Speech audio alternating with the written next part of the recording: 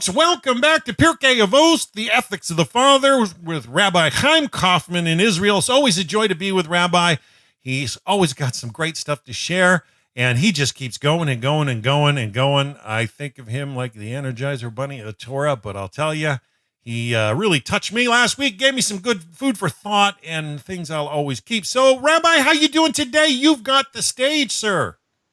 Doing great. It's always a pleasure to to be here as normal. So now that Shabbos comes out much earlier, so got a lot more time. No rushing. So so that's it's also good. Give me a chance to collect my thoughts. So to speak, ram it down your throat. That's what I'm good at, right? So we are still in the first Mishnah of the second chapter. Hopefully, looks like we should finish it tonight. And we spoke last week, about calculating the cost of a mitzvah against its reward, right? And how a person, what they say, no pain, no gain, right? So the amount of effort you put in, right, is the amount of measure that you're going to get, in the spiritual world. God forbid you sin. Right. Again, you're gonna pay a price, and as we always say, Torah says clear. Even though people don't want to hear it. And people, it's cognitive dissonance. I can do what I want. You can do what you want. But the Torah says clear, right? Torah says clear is going to be payback. We say it in the Shema, second paragraph of the Shema every day. Say it a few times a day. So here, the end of the Mishnah says, consider three things. You'll not come to the grip of sin. One is, know what above you is a watchful eye. A watchful eye and attentive ear, and all your deeds are recorded in a book, right? So, anyone that dies, if you ever seen anyone who describes a out-of-body experience, right? And they come back to the body, what's the first thing they say? Their soul hovers above the body. They're drawn to this great light. But what do they see? They see their life flash before them. Right, 50 years, 60 years, 80 years, everything they've done, right? Even though when they thought it was, it was okay to read National Geographic in the bathroom, boom, right? They get nailed for that also, who knows, right? But your deeds are being recorded, right? So you have Jews, non-Jews saying the exact same thing. They have this out-of-body experience, and they see their life flash before them. Now, they can try and justify in front of God why they might have done it, what their intention was. Bottom line is totally irrelevant, because you cannot say I didn't do it, right? So we're gonna see a few stories, right? When we speak about your deeds being recorded, that was just a prelude, right? So now, what does it mean to know what is above you? Now, a sinner, someone who transgresses. And we all transgress to a certain extent, right? Doesn't Ecclesiastes say, no one's ever been in this world hasn't sinned, right? Now, there are a few righteous individuals only died because of the sin of Adam and Eve. But everybody else in the world sins some level, right? Everyone according to their level, right? So what does a person think, right? A sinner, let's say better. What's a sinner gonna say? Okay, I can do what I want. Boogeyman's not watching me, right? God's not watching me. What are they gonna now? What are they gonna say if they're holding somewhere in the world? They'll say that God's busy doing other things. He's busy doing other things. He's busy, keeping the world in equilibrium, right? He wants to make sure the earth doesn't go close to the sun. Otherwise, we'll be incinerated.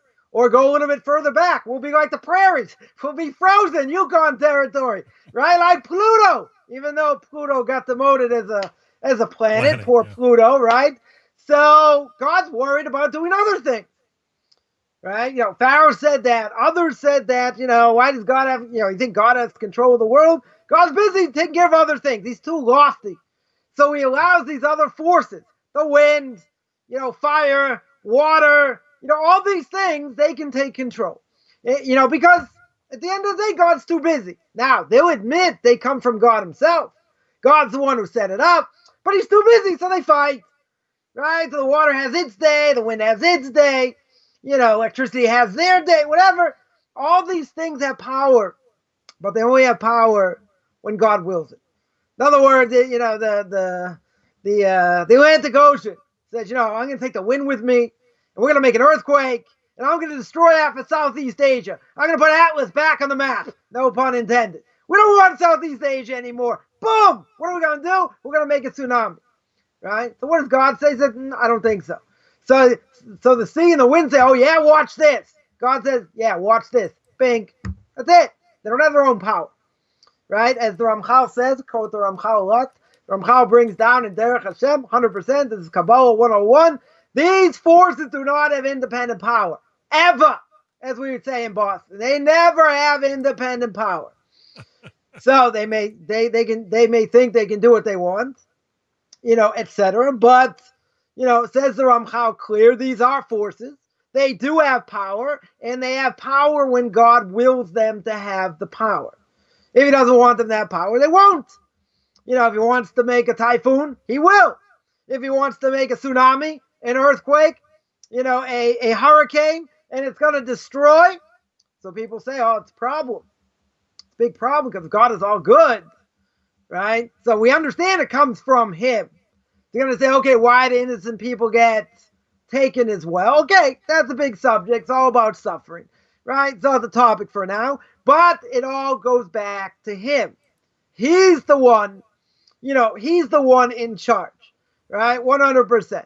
So someone will say, so a sinner is going to say, God's busy with other things. Why is he worried about me, right?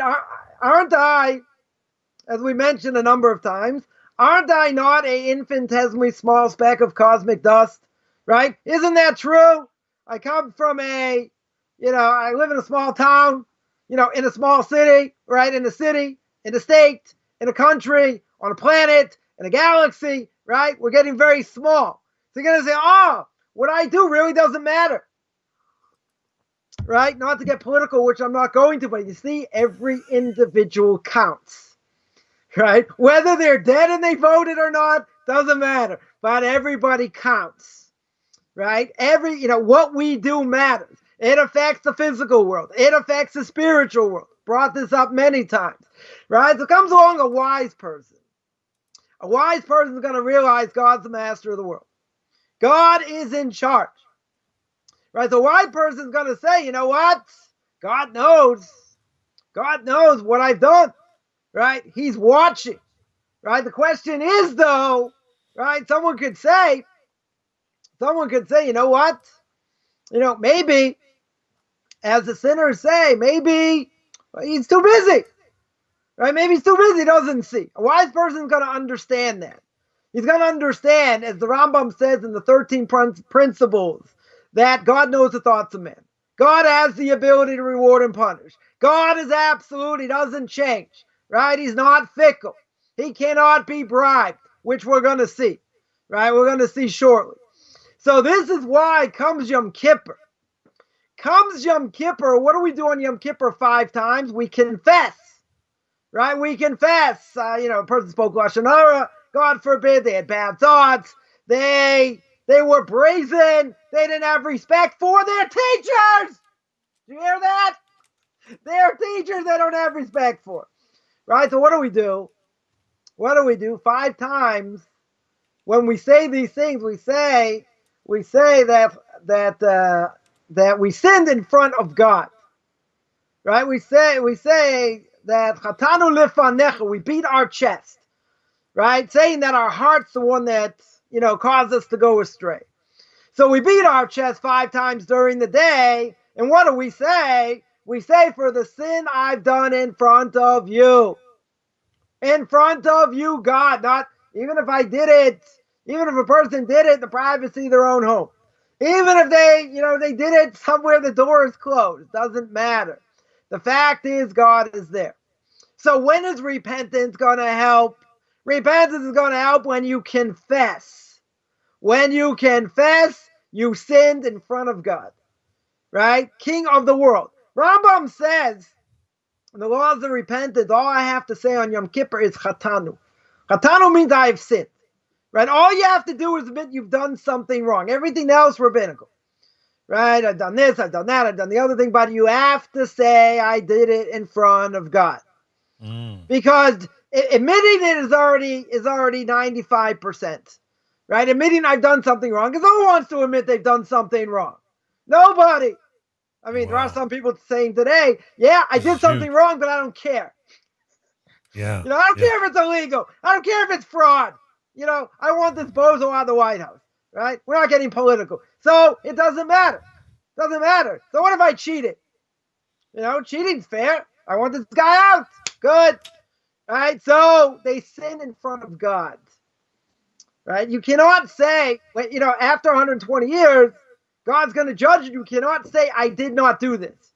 Right. It's being recorded. Now, you might say, I didn't really mean it. This was my intention. Okay, you might have excuses. The only question is God going to accept the excuse or not? Right? So at this point on Yom Kippur, person beats their chest. Right? They beat their chest and they say, I've sinned in front of you. I've sinned in front of God who's king of the world. Then they accept upon themselves to do the will of God, just like a slave to his master. So, in other words, I have to admit I've done something wrong. Now, someone told me a few weeks back, who are you to say I've done something wrong? I said, you're right. I'm nobody. 100% I'm nobody. Right? Even my Rebbe's nobody to say that. God says that. Right? God says in the Torah, eating shrimp is wrong. Intermarrying is wrong. You got a problem with that? You got a problem with God. Right? You think, taking the mother bird, pushing the mother bird away and taking the eggs, that's cruel. Well, if you say that, you're a heretic. Right? God says, do it. I don't care. Shut up and eat the matzah. Right? 20 kilos of matzah, 35 seconds, 15th of Nisan. That's what you got to do. You don't like it? Too bad. Right? But in the end, if I don't do it, what's the problem? I'm going to get punished. So what's the bottom line we always come back to? Did God give the Torah on Mount Sinai or he didn't? And if he did, what are my obligations? So someone said, no, that's not my question. Well, what is your question? Say, I'm going to do what I want. It doesn't really matter. What do you mean it doesn't matter? Is there a right way? You can't say there's no right or wrong way. Do you believe that God gave the Torah on Mount Sinai or not? Right? It was like talking to a brick. They're not holding by that. So what are you arguing with? Waste of time. Right? If someone says that, they're not interested in the answer. It's all about my heart. It's all about, this feeling that I have. It's not about right and wrong. You don't have the right to tell me right and wrong. Do you believe in God or not? This is where the conversation went 3 times. Do you believe God gave the Torah and the Torah is true or not? If it's not true, then I tick this person off. I said, well, either it's true or fantasy. You can have fantasy. So it's like, wait a minute, you're telling me anyone who doesn't believe like you is fantasy? I said, then you can do whatever you want. If you can do whatever you want, it's make-believe. But I said, I'll cut you some slack. I said, you want to be a Reformed Jew, a conservative Jew, all these things, it doesn't really matter. You know why? Because it doesn't work. You can say I believe in it. You can say it's my destiny, it's my legacy, it's this is where I feel comfortable, all these different things. I said, okay, I'm not going to argue with that. My question is, can you pass it down? And does it work? Because the Torah is supposed to be forever. Torah says forever many, many times. Right? If it says forever many, many times, then how can you say, well, I'm allowed to abrogate it. I'm allowed to do whatever I want. It's a 5-year option to renew. That's not true. That's not true. It's like, you're a fanatic. That's not the question. The question is it true or not? And obviously, why does the person not want to say, right? Doesn't want to go down that path because that person now has just been delegitimized, right? He's intermarried, toast. What's he going to say to his wife? What's he going to say to his kids if he finds out it's absolutely true? So he's not interested in going that far because he'll lose everything. And he'll know that his life is a fraud. So I brought up a story last week. There was somebody had an out-of-body experience. And the person I think was a famous painter. I think it was a painter or a musician. I think it was a painter. Who? I think it was. I don't remember, but I think this person was a painter, and they got upstairs. They had an out-of-body experience, and when they had the out-of-body experience, they said exactly what the Talmud says: anyone who's big in this world, they ain't smelling so well up there, and anyone who's doing, who's suffering or having difficulty in this world, they're the ones that have a much greater portion in the world to come. And this person was astonished. They were astonished because of all the things they accomplished in this world. And upstairs in the spiritual world, they said, you're nothing. They said, you're white, unbelievable life. You know what you get? You get a zero.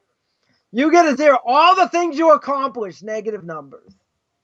Right? Imagine, right? Imagine a person hears that, and they're famous. And wherever they go, thousands of people come see them, etc. All these things. And in heaven, what are they considered? A big goose egg. Less than a goose egg. Right? That's exactly what the Talmud says. Right? So over here, that's what it means. That's what it means. Know what is above you. Now, the last part of the Mishnah says that all your deeds are recorded in a book. Right? So what does it mean it's written? So every day we don't see them, but it's brought down that two angels follow us everywhere.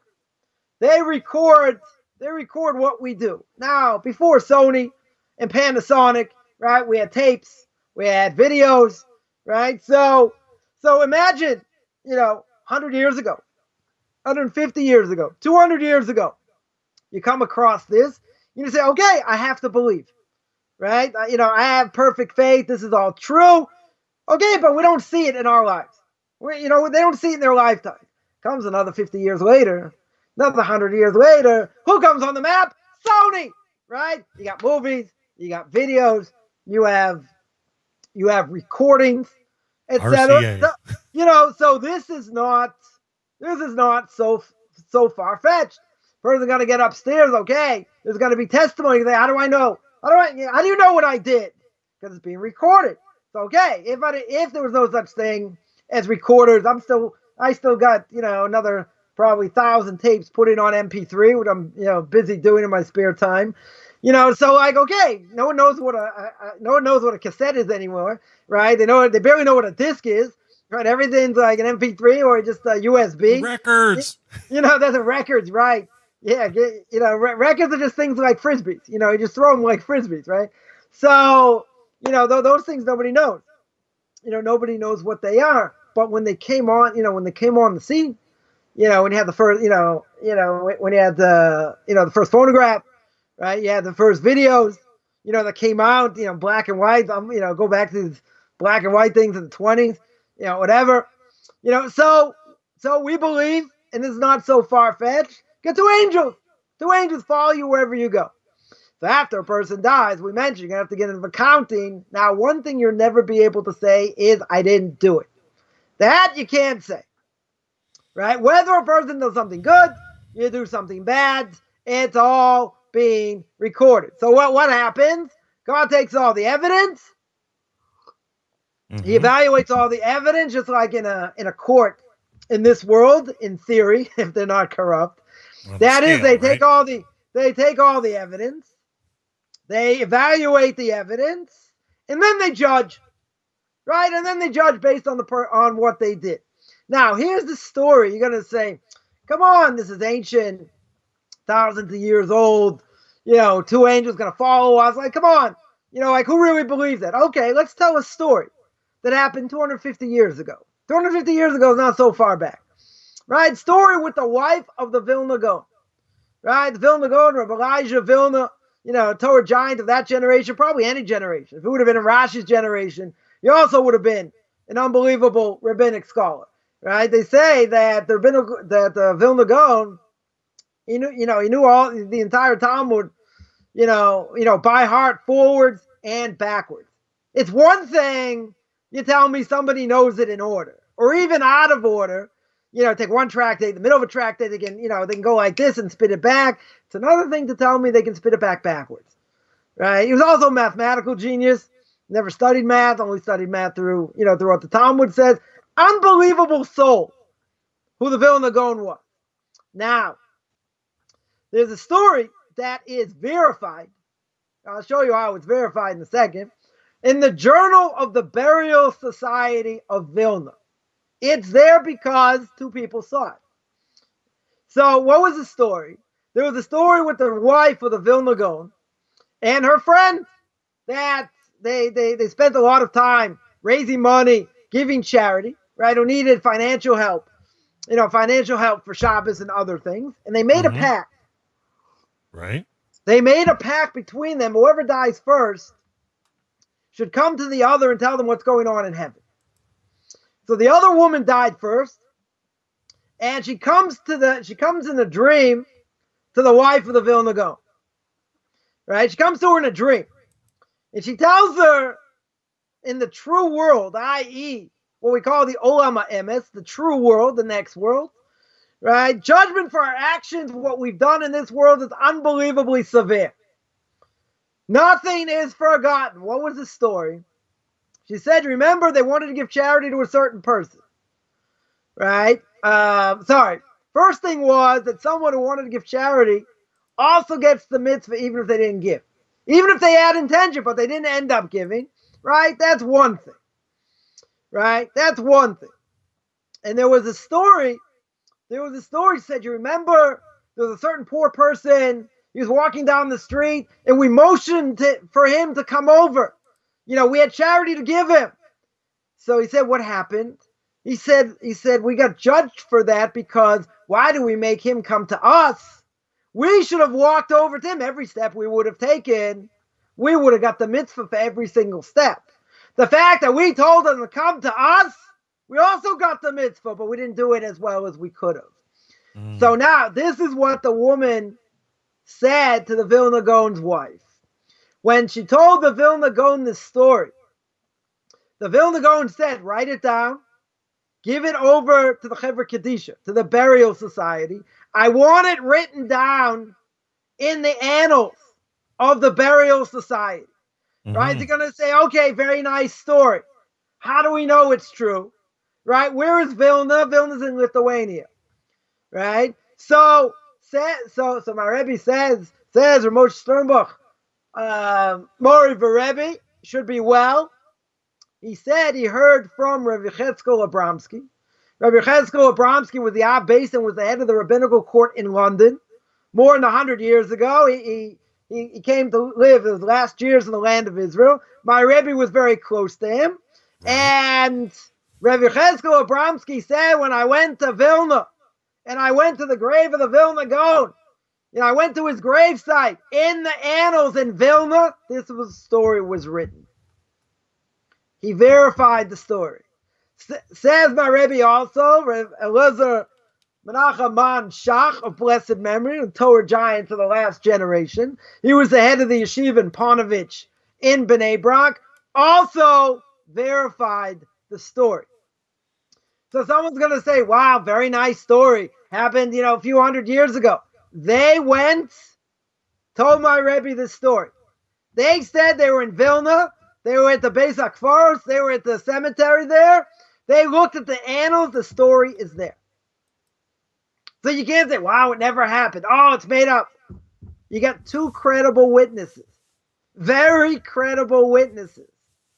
Right? Tell the same exact story and witnessed seeing that written there. So what does this show? Yeah. What does this show? First of all, it shows everything is recorded. Right? That's the first thing. And the second thing it shows is the unbelievable precision of how we're judged in this world, of how our actions are judged. Now, you can look at it in a positive way. You can look at it in a negative way. The positive way is, they get credit for giving charity, right? That there's no question, right? But the fact they mentioned for this poor person to come to them, that they were taking a task for. And they were taking the task because they should have gone to that person. They should not have let the person come to them. Every single step they would have got the mitzvah for. Just like by Abraham. God says, Lech lecha me'artzecha, read it a few weeks ago, read it last week, right? That God says, I want you to go somewhere you don't know, right? You have to leave your parents' house, you have to leave the land you know, you have to leave all these things, and he didn't know where he was going. He had no idea where he was going. Even though God said, I'll make you famous, I'll make you rich, you'll have kids, fame, right? You get fame, all these things. Everything's great, but he doesn't know where he's going. If he doesn't know where he's going, that's the merit, right? Because he was busy drawing people closer to a belief in one God. So is his wife, who says he's going to be successful anywhere else, right? Maybe he's not going to speak the same language. He just left a thriving business, right, of drawing people close to God. So what's going to happen? He's going to go. He has no idea where he's going. The fact that he doesn't know where he's going, right? The commentaries tell us every single step he gets the mitzvah. Every single step by listening to God, he gets the mitzvah. Mm-hmm. So if they would have gone to the poor person, every single step, that's part of the mitzvah of giving charity. The fact that they motion for the person to come over, that's a negative, even though they get the mitzvah of giving charity, right? If they would have gone to him, right, they would have got a greater mitzvah, right? You can look at it in a positive way. In a negative way, the point is the fact that we are judged tremendously for what we do, right? For what we think, for what we do. Yeah, question. A question about giving charity. I mean, I've had times in my life, where I worked in an inner city of a big city, and I was a night supervisor at point being, I got to be well known amongst a lot of very poor people, and it got to the point where I just had to vacate the inner city. I had to literally get away because it didn't matter where I was always harassed and hounded for items, for help, for assistance. And, when I was a young man, I'd just empty my fridge or freezer. I'd give them groceries, do whatever. But the point is, it started to become overwhelming, and the amount of poverty that does exist is enough to crush any one person. And I almost felt guilty for having to step back. And I know what you're saying about. So you have to do what you're able to do, right? Certainly, you have to scale it in a way where you're not going to be totally taken advantage of, and right? But if you have the opportunity to give, we'll give the example. If you look at the Book of Ruth. Beginning of Book of Ruth, what is Elimelech comes from a prominent family. He's got a tremendous amount of money. What was going on at the time in the Book of Ruth? Famine. People were starving, right? And what people were breaking down his door. He can't learn. He can't go anywhere. They're like, you have to help us. You have to help support us. And finally, got so fed up. What did he do? He left. He left when people needed him. So what happened when he got to the land of Moab? He died. His sons intermarried. Right? His sons end up intermarried, and they died. And they were so poor, the Moabite wives, Ruth and Orpah, had to pay for the burial. They had no money. Wow. Right? They were destitute. They absolutely had no money. Now, when you look at that story, can't we empathize? Can't we empathize with Elimelech? Of course we can empathize. Right? Anyone who's had money or any success, we help people. It's almost like an endless line.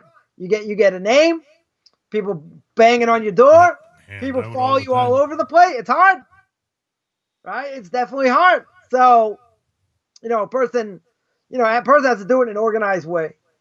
You have to be smart about it. Otherwise, they could clean you out. That's true. But I would say like this, that instead of stepping away, what a person should do is organize it in a better way, where they're not going to be hounded all the time. They have someone else in charge. They have certain hours. Let's say people can come, because at the end of the day, that can be held against you. Why? Because if you have an obligation to help others, because you have money, right? It doesn't matter how much, whatever it is, right? If you have the ability to help others and you feel overwhelmed, I'm not saying that doesn't exist. I'm sure that exists, right? But at the same time, it can be held against you. Because it's saying God gave you, bounty over here. God gave you a lot. If God gave you a lot, who are you to say, I'm not going to give? And say, but if I give, he's going to tell his brother. He's going to tell his cousin, right? I'm going to get cleaned out. You're not going to get cleaned out. If you give properly, you won't get cleaned out. At the end, a person feels harassed, right? That's definitely true. But in the end, you have to realize if a person has, they have to give. Right, and they should give up to 20%. Now you have to do it. You have to do it in a smart way where you're not going to feel, you're not going to feel resentful. You're not going to feel, harassed. But remember one fundamental thing: And that is if a person stops giving when they should, or they cut down, or they feel overwhelmed and they want to take a step back. What could God do? Knock you out. I don't think he's going to kill you per se, right? But that bounty could go down the drain, right? You could lose money. You could lose, stock market could crash, other things, whatever, and a person could suffer tremendously, because of it. Now, at the end of the day, nobody wants to be harassed, right? But I would say like this: even if a person's feeling down and they are, they had 5 people come to them in in 1 hour, and people keep coming and this and that, my philosophy is, because I was there. My philosophy is you don't want to be on the other end, right? And you give whatever you give, and even if people curse you, say, "Oh, you should give me more, you should this," whatever, you give what you can give, and you move on. You take the curses, that's part of the job, right? You take the curses, you don't want to be on the other side, right? Nobody wants to be on the other side, and that could happen. It could happen because deep down, you're resentful. You're totally resentful, and in the back of your mind, you might be thinking, so let him get a better job.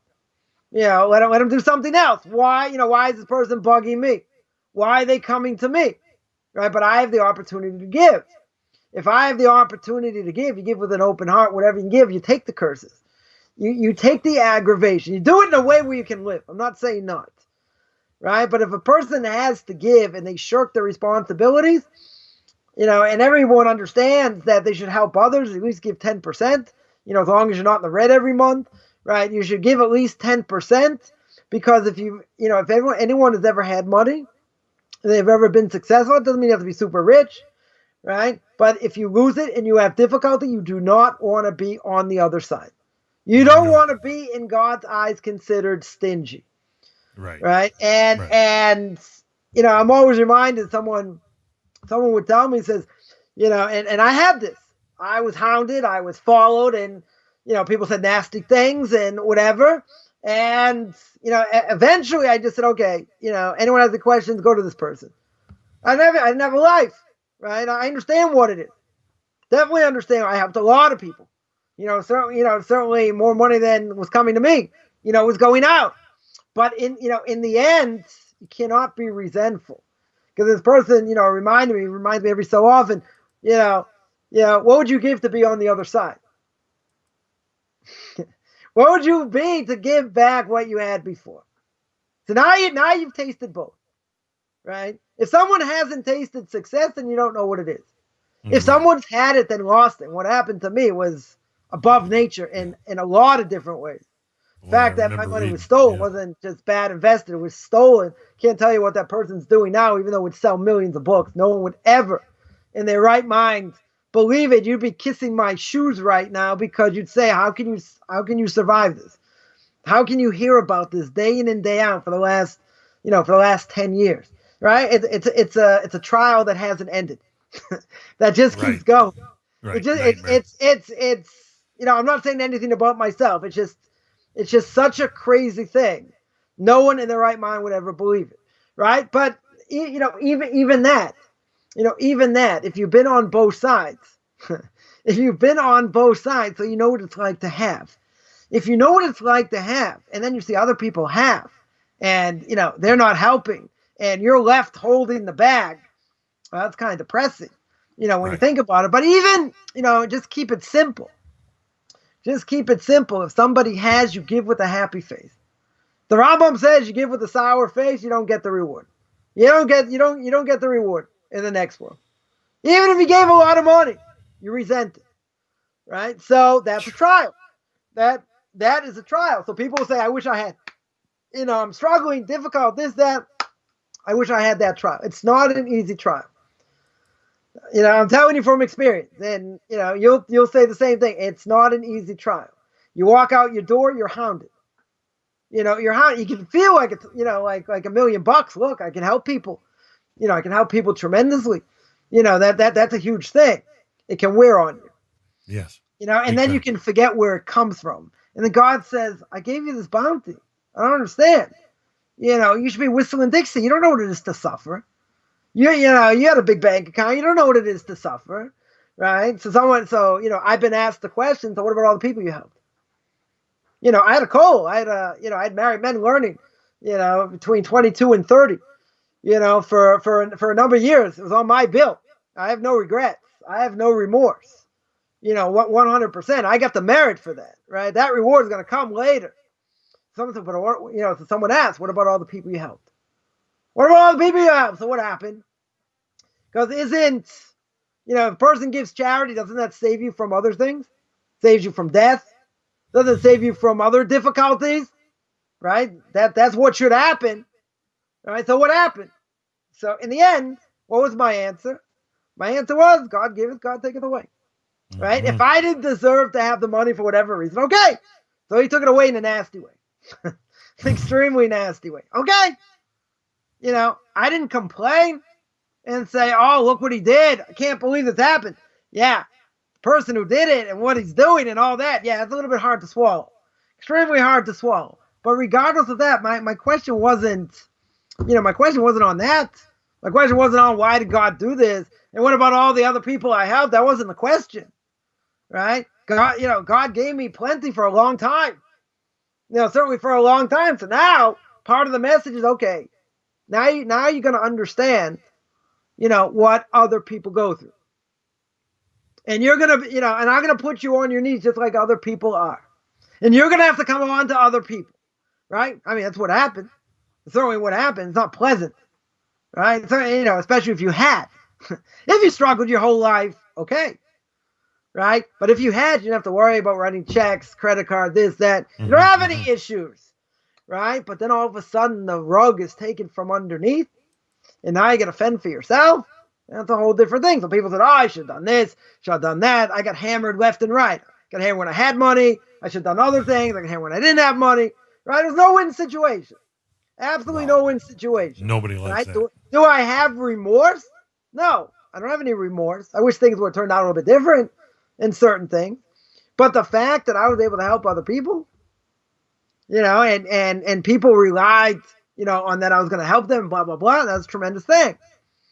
Right? But you can't look at it and you can't run away from it. If you run away from it in a way where, it's only going to tick God off, you're in trouble.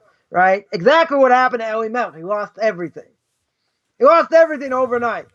Right? When Naomi comes back, she comes back, the whole city comes out to see her because Boaz, his wife, died. Mm-hmm. So the whole city is there. And they say, is this Naomi? Well, what are they asking? What do you mean, is this Naomi? She said, no, don't call me Naomi. Call me Mara. What does Mara mean? Bitter. Bitter, yeah. Call me bitter because her life was destroyed. Husband died. Her sons died. Penniless. Right? And they were the cream of the crop in the tribe of Yehuda. Right? They had plenty of money. Fields. Everything. And they left it. Her husband left it because he couldn't hack the pressure. Now, if you've been in that situation, you know exactly what he's going through. And it's not an easy trial. No. Right? I'm not coming to say anything bad about Eli Melch. I understand. I was in his situation. I mean, I didn't have as much money as he did. Right? And he was helping like the entire community because there was a famine. But it wears on you. Right. It wears on you. It's hard because then you don't know, people coming to you because they want money, they want favors, they're coming to you just for yourself. It's very hard to judge that, right. Because then when you don't have money, no one wants to speak to you. It's like, oh, you don't have money? Well, very nice. But a lot of these people just wanted help. And I understand, that, someone's down and out. They go to people who help others, right? So, there's no question. Yeah. But you cannot, give it, it's like, here, take it. Here, just get out of here. You can't do that. Even if it's annoying. Even if the people are annoying. Because when it comes to the way God looks at it, he's going to say, I gave you this. You've been living in the lap of luxury. You haven't had it hard. You don't know, you haven't had it hard where tuition's coming from, where food's coming from, all this. You haven't had it hard. So why did I give it to you? Why did I let people run it for you, make all kinds of money while you were, getting a degree and you were learning and it was working for you. You didn't appreciate it. So what was part of the test in my humble estimation? Part of the test is that, let's see what Coffman's going to do over here. He's had it easy. And other people around him and his family still have it easy, right? And they throw him out to the wolves. And this is what happened. Is he going to blaspheme me or not? Comes along Mr. S. This is what I think. I could be totally wrong, but this is what I think. Comes along Mr. S to God and says, yeah, has he ever thanked you so much? Does he pray the way he should? Let's make his life a misery. Let's take away what he has and let's see what he does. Yeah. Let's see if he's going to blaspheme or not, right? So I can count in the last 15 years 5 times on one hand that I might have raised my voice about this, about the situation. Now that doesn't say anything about me, right? Other people will be screaming bloody murder forever, right? I definitely know people will be screaming bloody murder, especially what this guy is doing now. Now, so why am I going through this whole thing, telling my own story so people can relate? People can relate to the idea that if a person had it and they lost it, the test is going to be you're going to serve God the same way. And I can tell you, my prayers have never been the same. Never. Right? The way I look at things, the way what I have, what comes in, or God forbid, what doesn't come in, I look at it in a totally different way. Now, every day we pray, God, don't bring me to this situation. Don't bring me to trials and tribulations. But now I can speak in front of, 150 views, 200 views, however many I get during the week. If anyone gains anything, anyone gains anything for what I'm saying, I'm showing transparency. The purpose of showing transparency is to say, someone's going to say, well, how many days did you wake up and you were depressed? A lot. Not going to lie. When you're holding somewhere and then it gets taken away from you, and I had I had the best learning center going, the best people, classes, this, that, I had a whole plan. What God said? Okay, now if you really want to do it, you have to fight for it. You have to do other things. Okay, so my life went in a totally different direction, right? But that being said, I understand full well, right? What this is. But not only that, even if a person, loses or whatever, and they're going through difficult times. Plenty of people going through difficult times today, right? That there's no question. The whole thing with this virus and things being open and being shut, and all these different things, people losing their businesses, their jobs, etc. So what happened when they had it good? What happened when they had it easier? When they had it easier, they didn't think twice about it. They didn't pray with the fervor, like they don't know where the next meal's coming from. Right? Someone came to my Rabbi once before Rosh Hashanah. I've told the story before. And he said, listen, I want a blessing. So my Rabbi said, okay, what blessing do you want? And he said, I want a blessing. I've been very successful the last few years. Things are going very well in business. And I want God just to mind his own business. I want God to mind his own business. Let me keep getting, being successful and let him mind his own business. So I said, if that was me, I would have taken my Louisville slugger. I would have taken my baseball bat in the vernacular. I would have smacked him upside the head. I said, are you kidding? God's the one who gave you the bounty. How in the world can you ask him to mind his own business? Right? So my Rabbi was a little more diplomatic than me. Right? And he said, I can't give you a blessing like that. Right? You got to pray that God keeps you in the same direction. Like, God's still going to give you the bounty. Right? That's what you're going to pray. Not that you mind his own business. If you mind his own business, you're in trouble. Because if God's not in charge, if God's not watching everything, then you're susceptible to whatever goes around in society. Ooh. You're susceptible to all these things without any divine protection. You don't want that. Because you could definitely lose anything. Lose everything. Right? So in your case, I agree. I've been there. You've been hounded and they could clean you out. Right? So you have to know how much to give. You have to know when to give. But if someone wants, even if you have 10 people knocking on your door in an hour, right? Because you're the address to go to. Okay, you give what you can give. You don't go beyond that. And that's it. If it's too hard, what should someone do? You hire somebody. You hire somebody and you say, listen, here, these are the hours. This is what you give. We'll go through the stories. Whatever. You have your own hours. You go through the stories. You see, you verify. Some you give more. Some you give less. Right? But it has to be done in an organized manner. I didn't do that. Right? And I should have, but I didn't. So I helped whoever came. Some I gave more, some I gave less, whatever it was. But, I gave very generously, and anybody who knows. So I don't have remorse for that. I don't have regret for that. What I do have is I wish I would have looked at it a little bit different way. If I would have looked at it in a different way, it wouldn't have, I wouldn't have been like, what's the word? Like, when you look at people and they look at you, you say, oh, they just want money. They're just speaking to me because of money. And I realized it's the hard way, that there were people, genuine people, who I had a connection to, and nothing to do with money. Never asked me for money, right? But I was always conscious. Someone speaking to me because they want a favor somewhere. They want, whatever. And for some people, that wasn't true. And I made a serious mistake, because I doubted everybody. Because when I lost it, then I saw who really, spoke to me just for me, and who spoke to me just because of money. Right. I saw that, but I made a critical mistake. Definitely a critical mistake. So, so you got to be, if someone has money, you have to be smart about it. You have to know where to give it to, and especially, if a person's going to give charity, you know what they say, you help your own first, right? So you're going to say, oh, what? Why don't you help this group? Why don't you help that group? 'Cause I'm a Jew. I was born a Jew. I wasn't born a Christian. I wasn't born an Italian. I wasn't born whatever. I wasn't born in England. Well, I'm not English. So who am I going to help first? My own people. You can say, oh, that's so selfish. Why is it so selfish? Why is it so selfish? You help your own first, right? First group you help first is your family.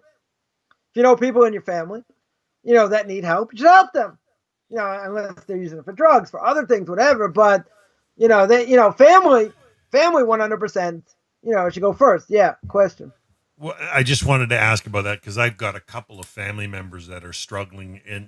I come from large families too, and with large families, there's always, you hate to say the run to the litter. Nobody wants to use the term, but the point being, somebody who has a little more difficulty. But I've got a couple of family members that no matter what I do, it's never enough. They're just going to always come back for more. They're never going to, and when they get blatantly rude and don't want your advice, they just want your whatever. I mean, is there not a fine line? Like, I don't want to be frustrated. Like you're saying, you got to do it with the right attitude. But I don't want to feel the obligation. I'd rather give joyfully, when I see the need. Sometimes, listen, if you see the, when is it a shackle? I would tell you like this: if you see the need, then they come first. And you got to be careful before giving it out to public. Because if you get offended, and you have to understand also, and again, I've seen this because I've gone through it, and that is, when someone's in need, everything goes out the window. If a person's on their knees, they don't know where rent's coming from. It's due in 2 days. Their electricity is about to get cut off. Their water bill, their water might get cut off, right? This certainly can happen because they get paid last. You try and take care of what you need. You want to make sure you have food, but other things, okay, you just don't have money to pay it, right? So people get desperate. When people get desperate, they don't think. They just like, how am I going to get out of this situation? Right. A person's on their knees, they don't know what to do. Right? If they, and in this case, I would venture to say that even if people are obnoxious, which they very well can be, right? Deep down, why are they doing it? Because A, they're in fear, right? And B, they're desperate. Yeah. When somebody's desperate, right? That again, that's how you test a person. The Talmud says on their A game, koso, kiso, and kaso. How do you see where a person's holding? How he gets angry, how he drinks, what he does with his pocket, right? What he does with money, right? So people can do unbelievable underhanded things if they're desperate.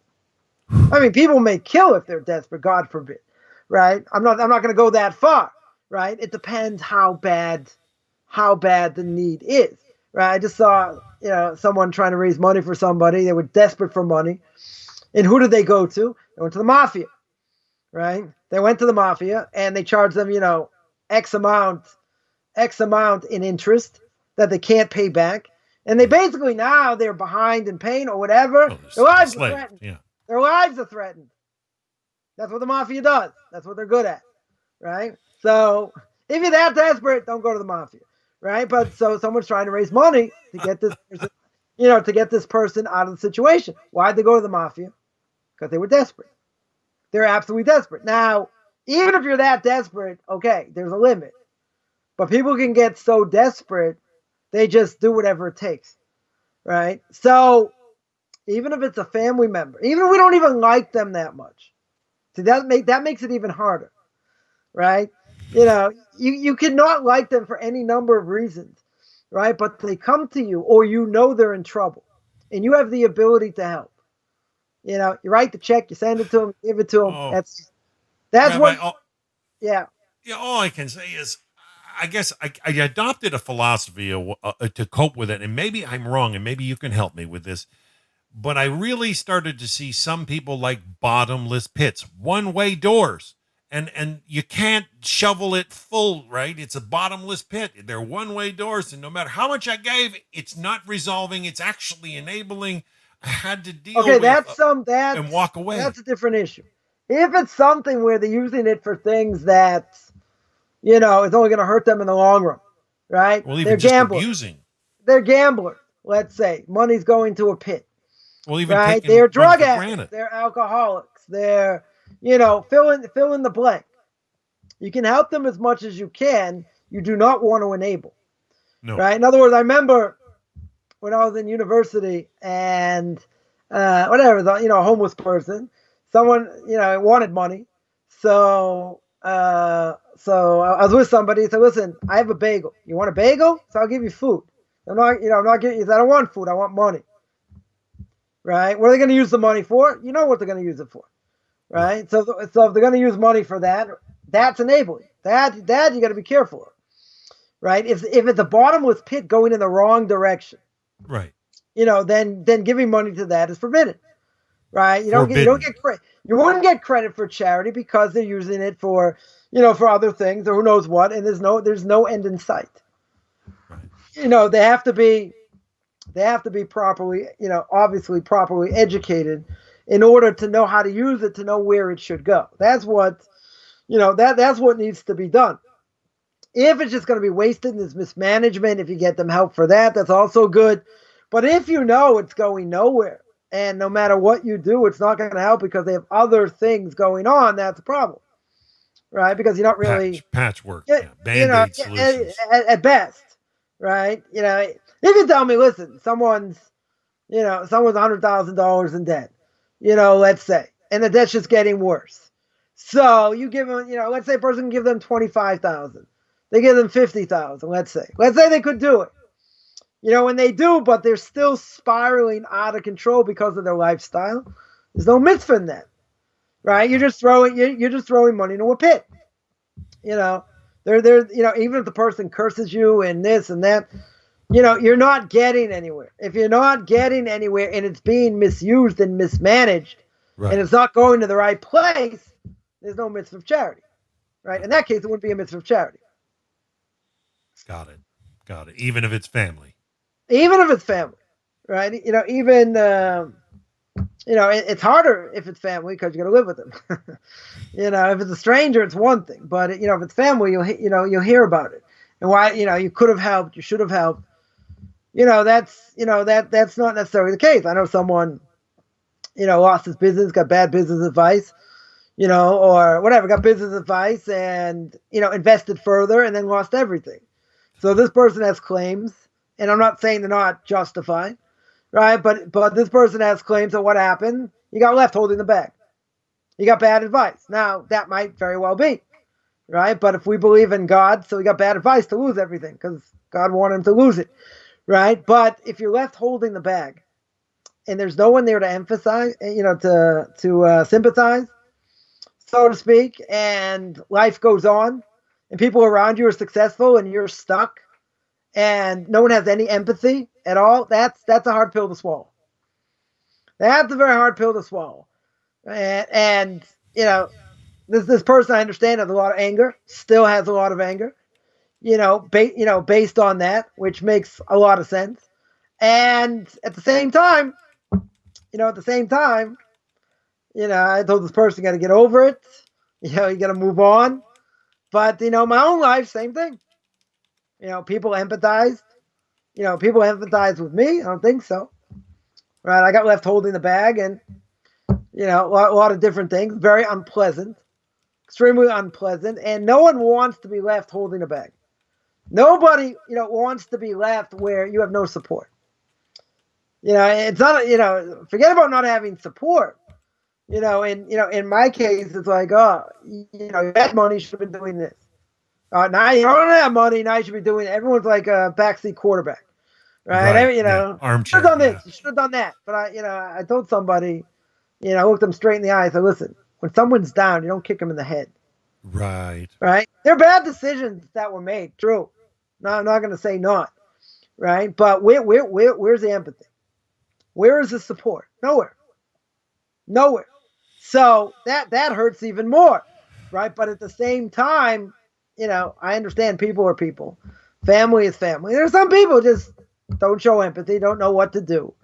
Never been properly educated, et cetera. Okay. Right.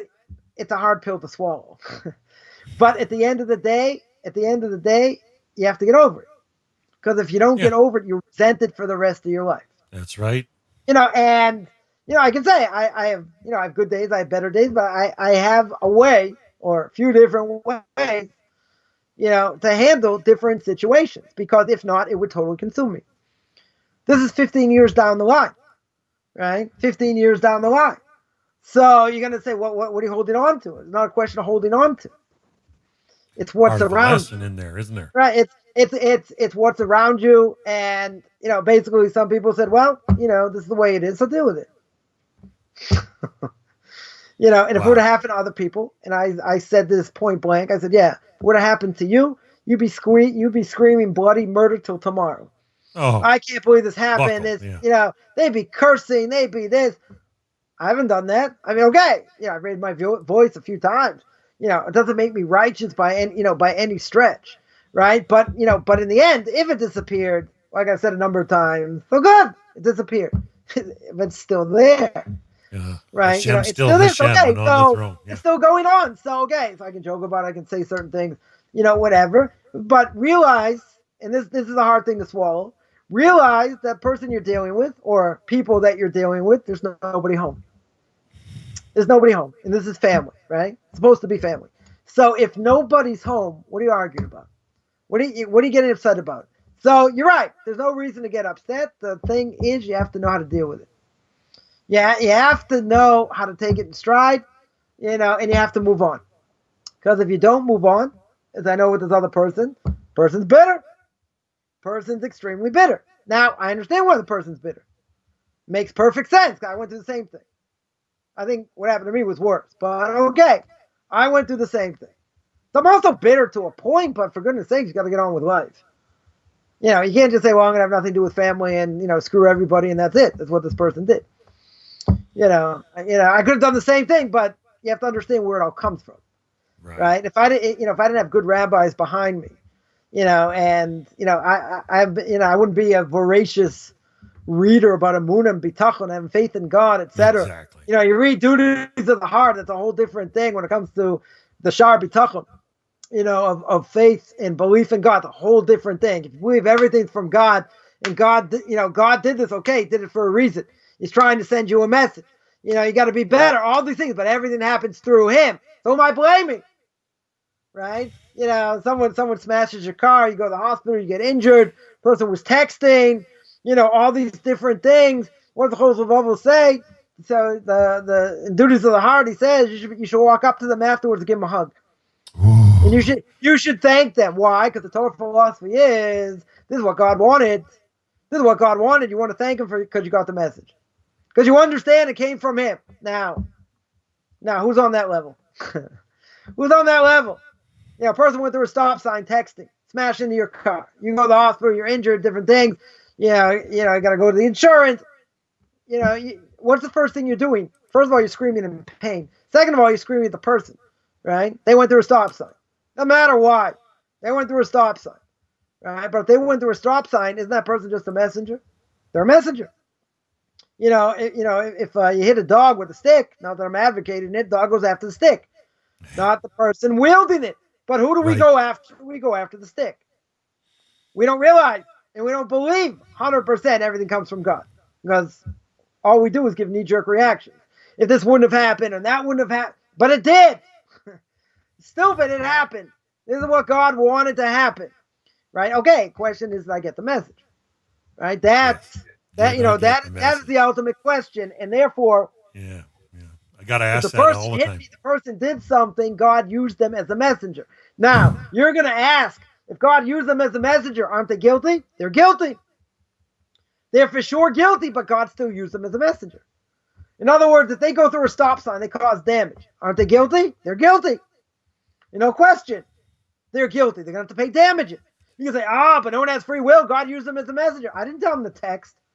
God didn't tell them the text to fall asleep at the wheel. God didn't do that. They did to themselves. But God used the person as a messenger. Right? So what am I screaming at the messenger for? Yeah, question. Well, not a question, more a statement, Rabbi. It made me think of something that even the likes of Genghis Khan said when he was conquering, that people said to him, that they serve this or that god, and Genghis Khan would say, well, you must have done something terribly to upset him for him to send me on you. Oh, that's true. He's a messenger. He put himself in that role, as nasty as history records. But we don't look at these things, these actions as being messengers. Right. We don't look at it as coming directly from God. And that's the way we should. Sorry, I said the opposite. We look at them as, hey, how could you do this? How could you have done that? And the reality is, okay, they're guilty, but they are messengers. 100% they're messengers. The question is, am I getting the message? Are you getting the message? Because the reality is God sent them. If God sent them, what am I complaining about the messenger? I'm running after the stick. They're the stick. Why am I running after them? Because they caused damage. You're right. And they're going to pay. And their insurance company, if they have insurance, they're going to pay, which makes perfect sense. Right? But in the end, you could say, wow, he doesn't have free will. Of course he has free will. Right? He doesn't have free will. He's going to, if he's going to, text while he's driving, of course he got free will. He didn't get much sleep the night before. He falls asleep at the wheel. He had a choice. No one told him to drive. He had a choice. Because, God put it in his mind. But again, he's a messenger. He's a messenger. I have a right to be upset at the messenger. But if I only am upset at the messenger, it means I didn't get the message. Right? I didn't understand that it was really sent from God. And that's a hard thing to do. Because the majority of the time, we do what I call knee-jerk reaction. Right? First thing, even if you're not hurt, first thing, a person drives through a stop sign, a red light or whatever, and they hit your car. They damage it a lot. They don't. Your first thing you're doing is you're running out of the car and you're yelling and screaming. I saw an accident here a few months ago, 2-3 months ago. Oh. I was at a roundabout. I was stopped at the roundabout, and someone had cut somebody off in the other direction. Person's coming this way. I'm sitting here, right, this roundabout. Person's coming this way. Someone cut them off, and this person's hammering the horn. Right now, as he's coming straight through the roundabout, there's a bus. The bus right here is parked. Now, I saw the bus is parked. And I'm thinking, okay, how am I going to get around this bus? the way it was situated. But there's plenty of room. There's plenty of room to get around the bus. Now, I saw this whole thing happen.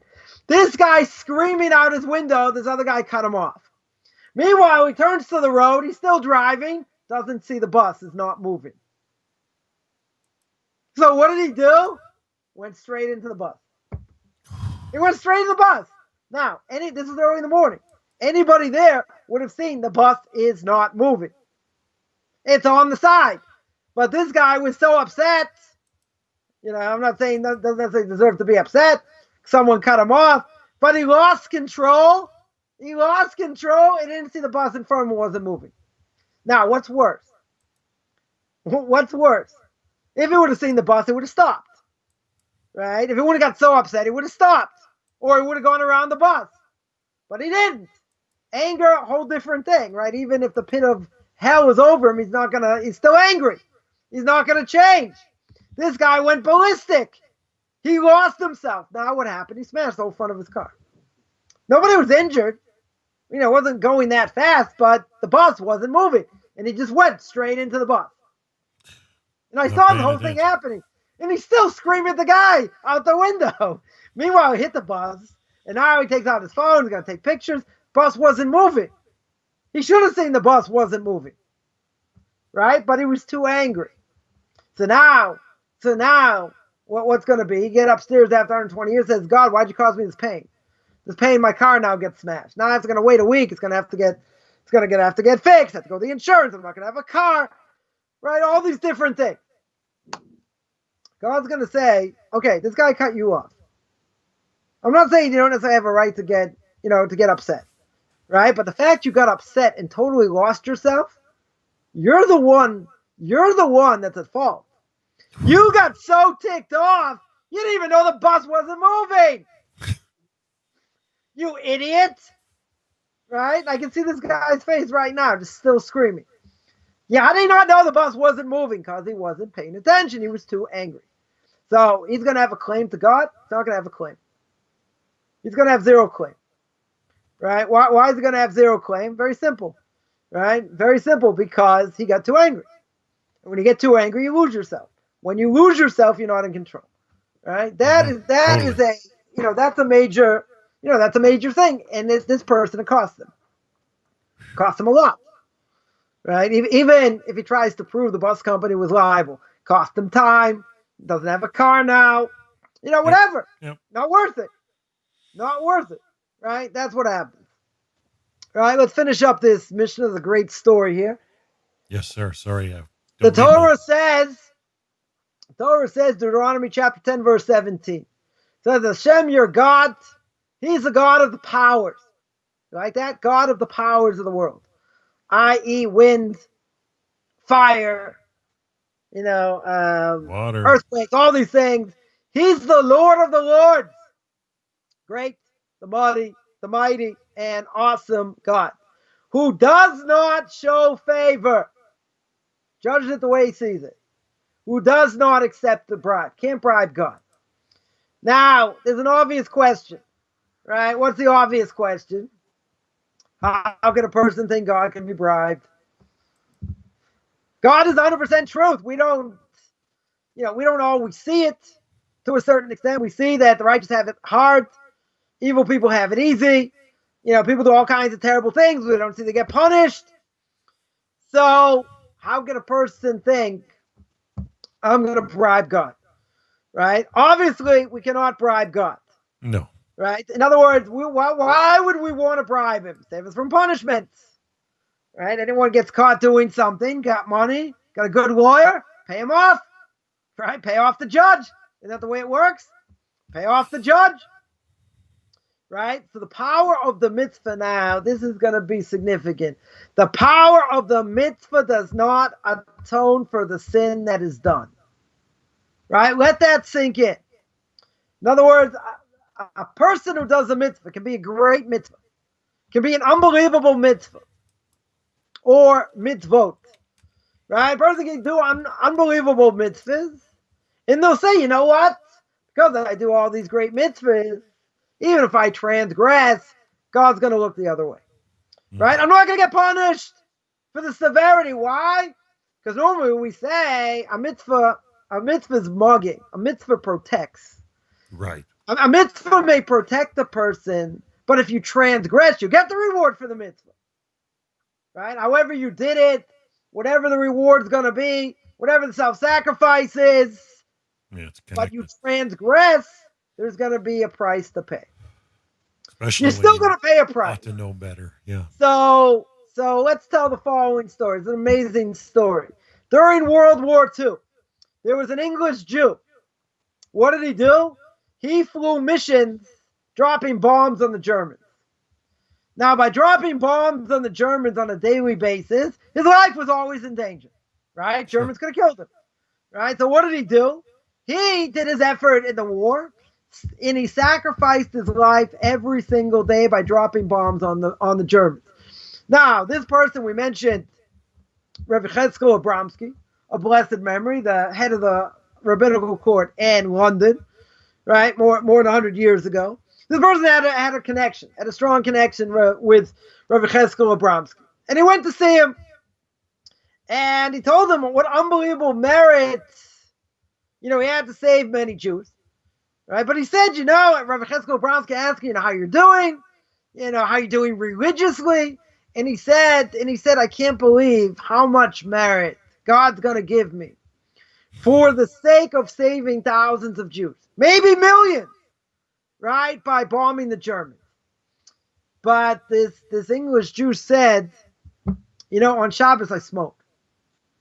I smoke on Shabbos, just, helps me get through the time, et cetera. Bombing the Germans is tremendously dangerous, et cetera. So whatever calms the nerves, calms the nerves. So he said, I smoke on Shabbos. But what did he say?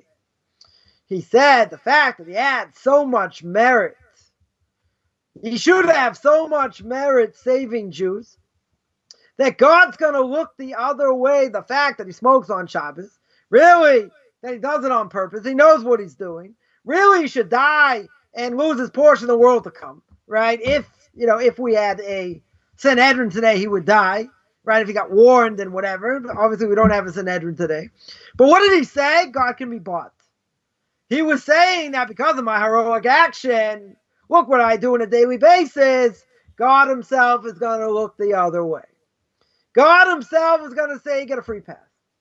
I understand you're under a lot of pressure, and it's hard, and you're risking your life. Unbelievable. You get a free pass. Right? Come along, Rabbi Cheskel Abramsky, and he said, you're making a big mistake. Oh, yeah. You're making a huge mistake. He said the Heavenly Court has a big book. Right? What's the big book called? The Book of Merits. There's also a big book called the Book of Transgressions.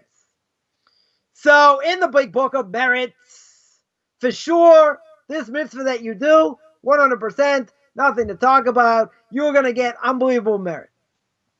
And you'll see how many mitzvahs you did, right? So in that book, there's going to be a huge mitzvah. You can't imagine the reward you're going to get for bombing the Germans, right? And risking your life on a daily basis.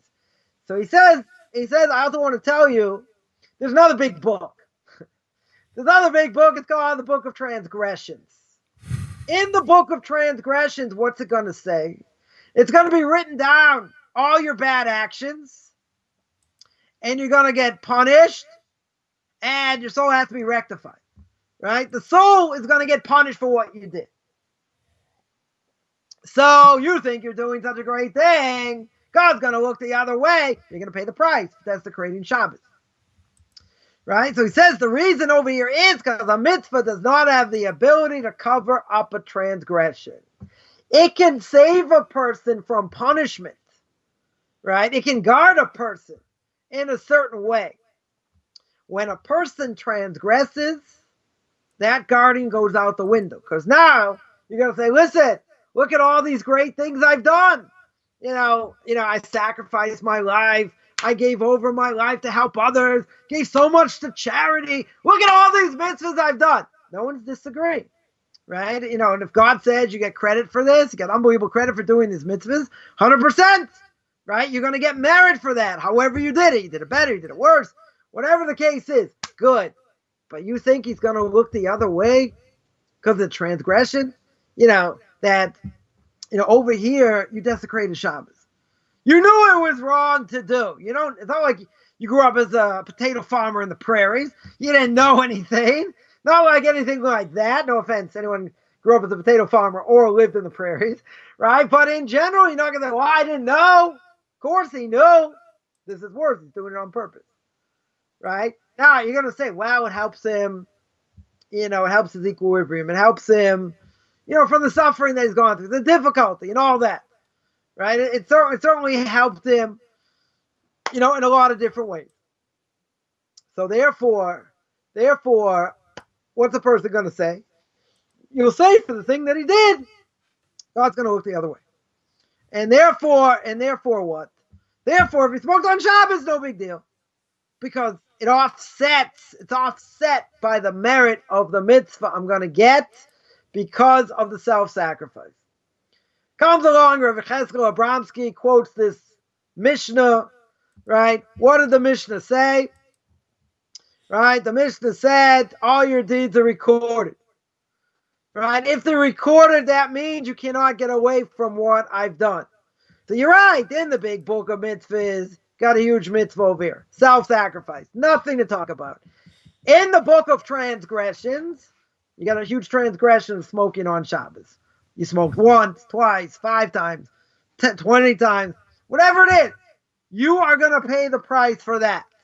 And you're going to be punished because the mitzvah itself does not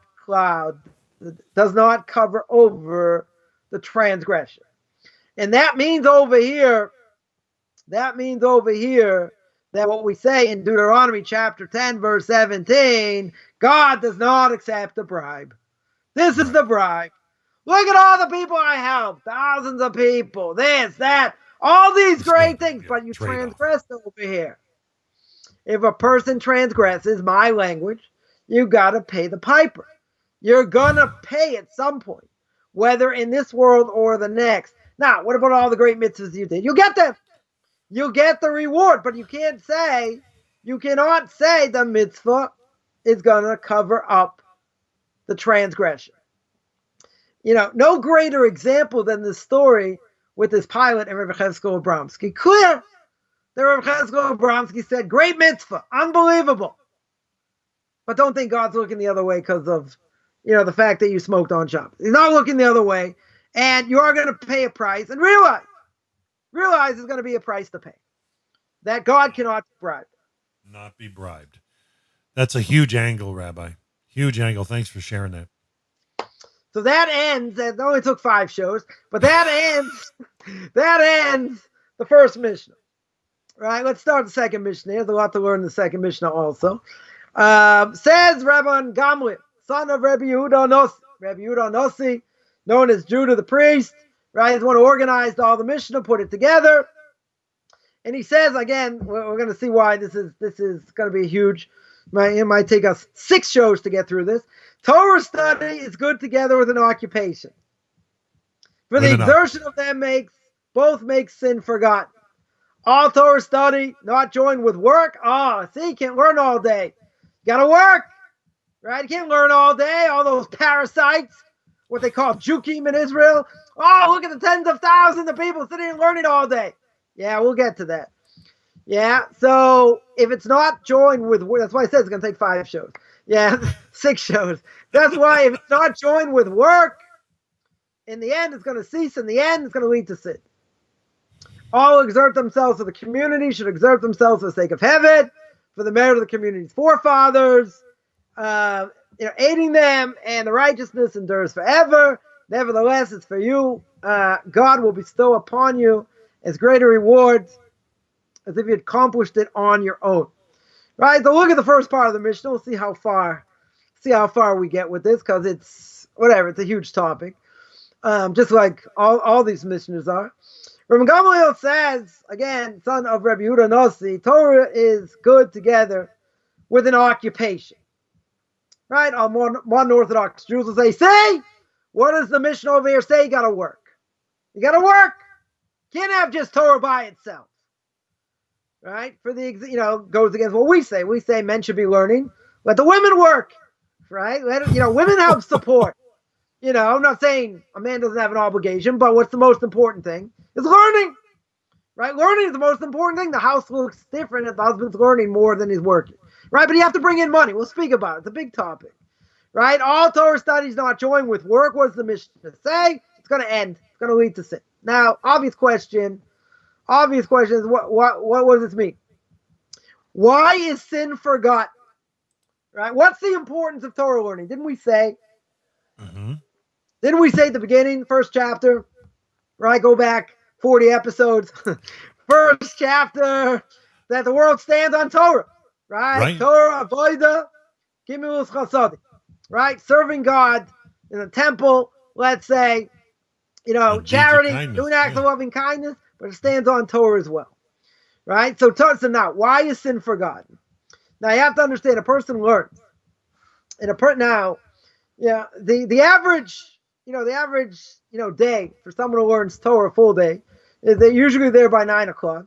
They have a break, let's say between 1 and 3, give or take. And they learn from like, let's say 3:34 to like 7:30.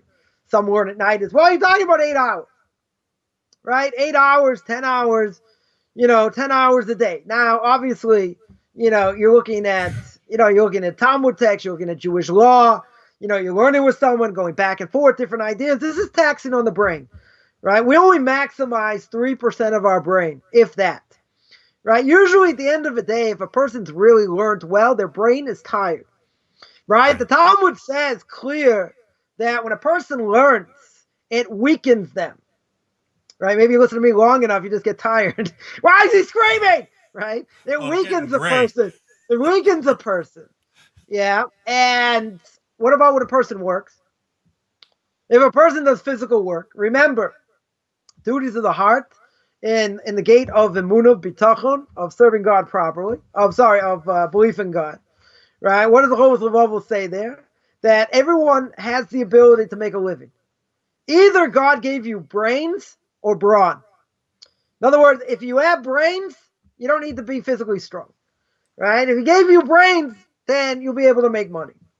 If he gave you brawn, right? He made you, this big guy, 6'7" and can dunk the ball, barely jumping, whatever. Made him really strong. Doesn't necessarily mean, I'm not speaking about anyone specific, doesn't mean they don't have brains, right? It could mean that, okay, their brain capacity is less. So if their brain capacity is less, God gave them an opportunity.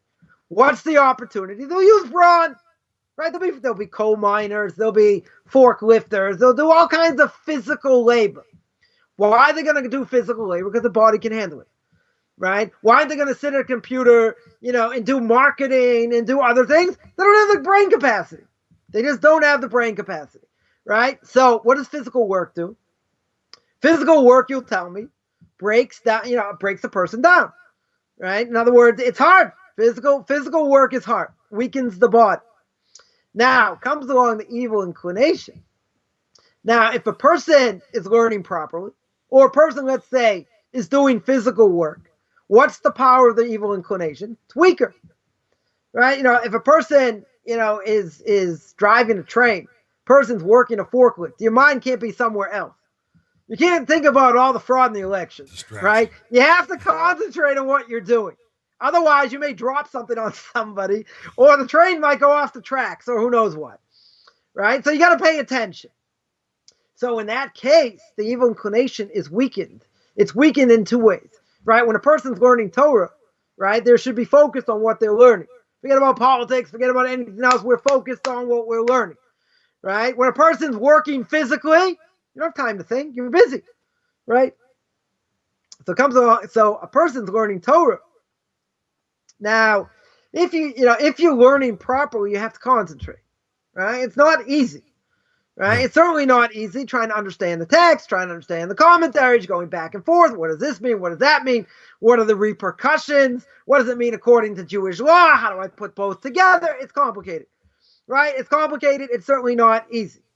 Now, when a person does that on a regular basis, right, and you're spending hours and hours doing it, when your mind is taxed, heavily, and you're using all that capacity to think and try and understand, you have to understand that the texts you're learning are godly texts. The Talmud says that when it comes to the laws of damages, it's the closest thing to human understanding, which is true. So I remember I was learning, I was learning something. I was like, okay, I got this question, that question, the other question. So I asked one of my rabbis to understand, why is this so hard? It's the closest thing to our own understanding. He said, yeah, you're forgetting one important criteria here. And that criteria is it's godly. It's coming from God. So just because it's the closest thing to my understanding doesn't mean it's not godly, right? If it's godly, it means you got to put your mind in it. You got to think more. You got to think, you got to think deeper. So if you're trying to understand the text and the text is hard, whatever it is, and you're grappling over it. What does this mean? What does that mean? Etc. What does it do? Anyone who's ever studied and really thought for over a certain amount of time, which most people don't, because they only think for a few seconds, maybe a few minutes, trying to figure out problems, different things, whatever, because most people don't have the capacity to do it. Nonetheless, what happens? It makes you tired. It makes you tired over time. I remember a rabbi of mine who happened to be a tremendous genius in a lot of different things, especially in Torah. Many, many years ago, he was the one that helped develop plastic bottles, right? And he told me that with all these other people that he was with the same, with a group of people, and most people cannot, sit down and work out a problem for any length of time. They had to get up, they had to have a cigarette, they had to think. If you're grounded in learning, right, and learning Torah, your butt's on the seat. You're sitting there grappling. Why did Tosfos say this? What did he say? What is he trying to explain? Why does he disagree with Rashi? You're grappling with ideas, repercussions, and all this. You're not moving. You're sitting there trying to make headway. Okay, so this doesn't make sense. Okay, I get another book. Let me look at this. Let me see how they explain it. See if that makes sense, right? You're trying to make heads or tails of what's going on. So you're sitting there. You could be there for an hour. You could be there for 2 hours, back and forth. You get up, you argue, you speak to someone else. Hey, how did you learn this? Did you learn it the same way? You learned it different? What does this really mean, right? You're talking ideas. You're talking these different things where, okay, is that really what it means? But what about this? I got another source over here, right? It's taxing because now you're thinking, now you get a lot of things in front of you, right? You're trying to make heads or tails of what's going on. That can be taxing on the brain. Sure. Right? So it makes somebody tired. It weakens the body, right? Sure. But this rabbi of mine told me, like, these scientists, whatever, with this plastic bottle, they couldn't sit for any length of time. I'm not saying nobody can do it. I'm not going to go that far, right? But if you've been born and bred, that's what you've done for years. You've been sitting in a chair going through different tests. You look at the Rambam, you look at this one, you look at the Code of Jewish Law, right? You're used to spending a lot of time. A lot of time going through material, analyzing, right? And then you analyze and say, hey, but this doesn't make sense because of this. Oh, then you see one of the commentaries asks, oh, great, so what's the answer? No, I don't like his answer. Why not? Because someone else said something different. It's taxing on the brain, right? So this rabbi of mine was telling me that these people could not sit. They couldn't sit for any length of time because it's hard. It's very hard. But if you've been born and bred and you've been doing this basically your whole life, you've been sitting and learning for hours on end. Yeah. There are great rabbis that could stand at a lectern for hours. 3-4 hours not move. Just in thought. I mean, you talk about geniuses or whatever, but still, they're in thought. What's going on with this? What's going on with that? I have a question over here. I have a question over here, and they can't move. Right? They can't move from one line because they got 50,000 questions. And they, I don't like this answer. No, I don't like this answer. No, so it makes the person think. It makes you tired because when, we only maximize 3% of the brain, right? But if a person's done this day in and day out, it makes you tired. Now, I'm not saying a person can get 8 hours of sleep. I'm not saying not, but it weakens the brain. The less sleep you have, I mean, I wouldn't know anything about that, but the less sleep you have, the harder it is to concentrate. There's no question. You just get tired. Right. And, you have to stimulate the brain. You have to, stand up. There's a famous story with the Rogatchover. Rogatchover lived more than 100 years ago, 50 years ago, something like that. And he slept very little. So when he got tired, he had long hair. He refused to cut his hair. Right. So he had long hair. He had part of his hair that was attached to a nail in the wall. So if he started to doze, like, he would like pull out his hair, right?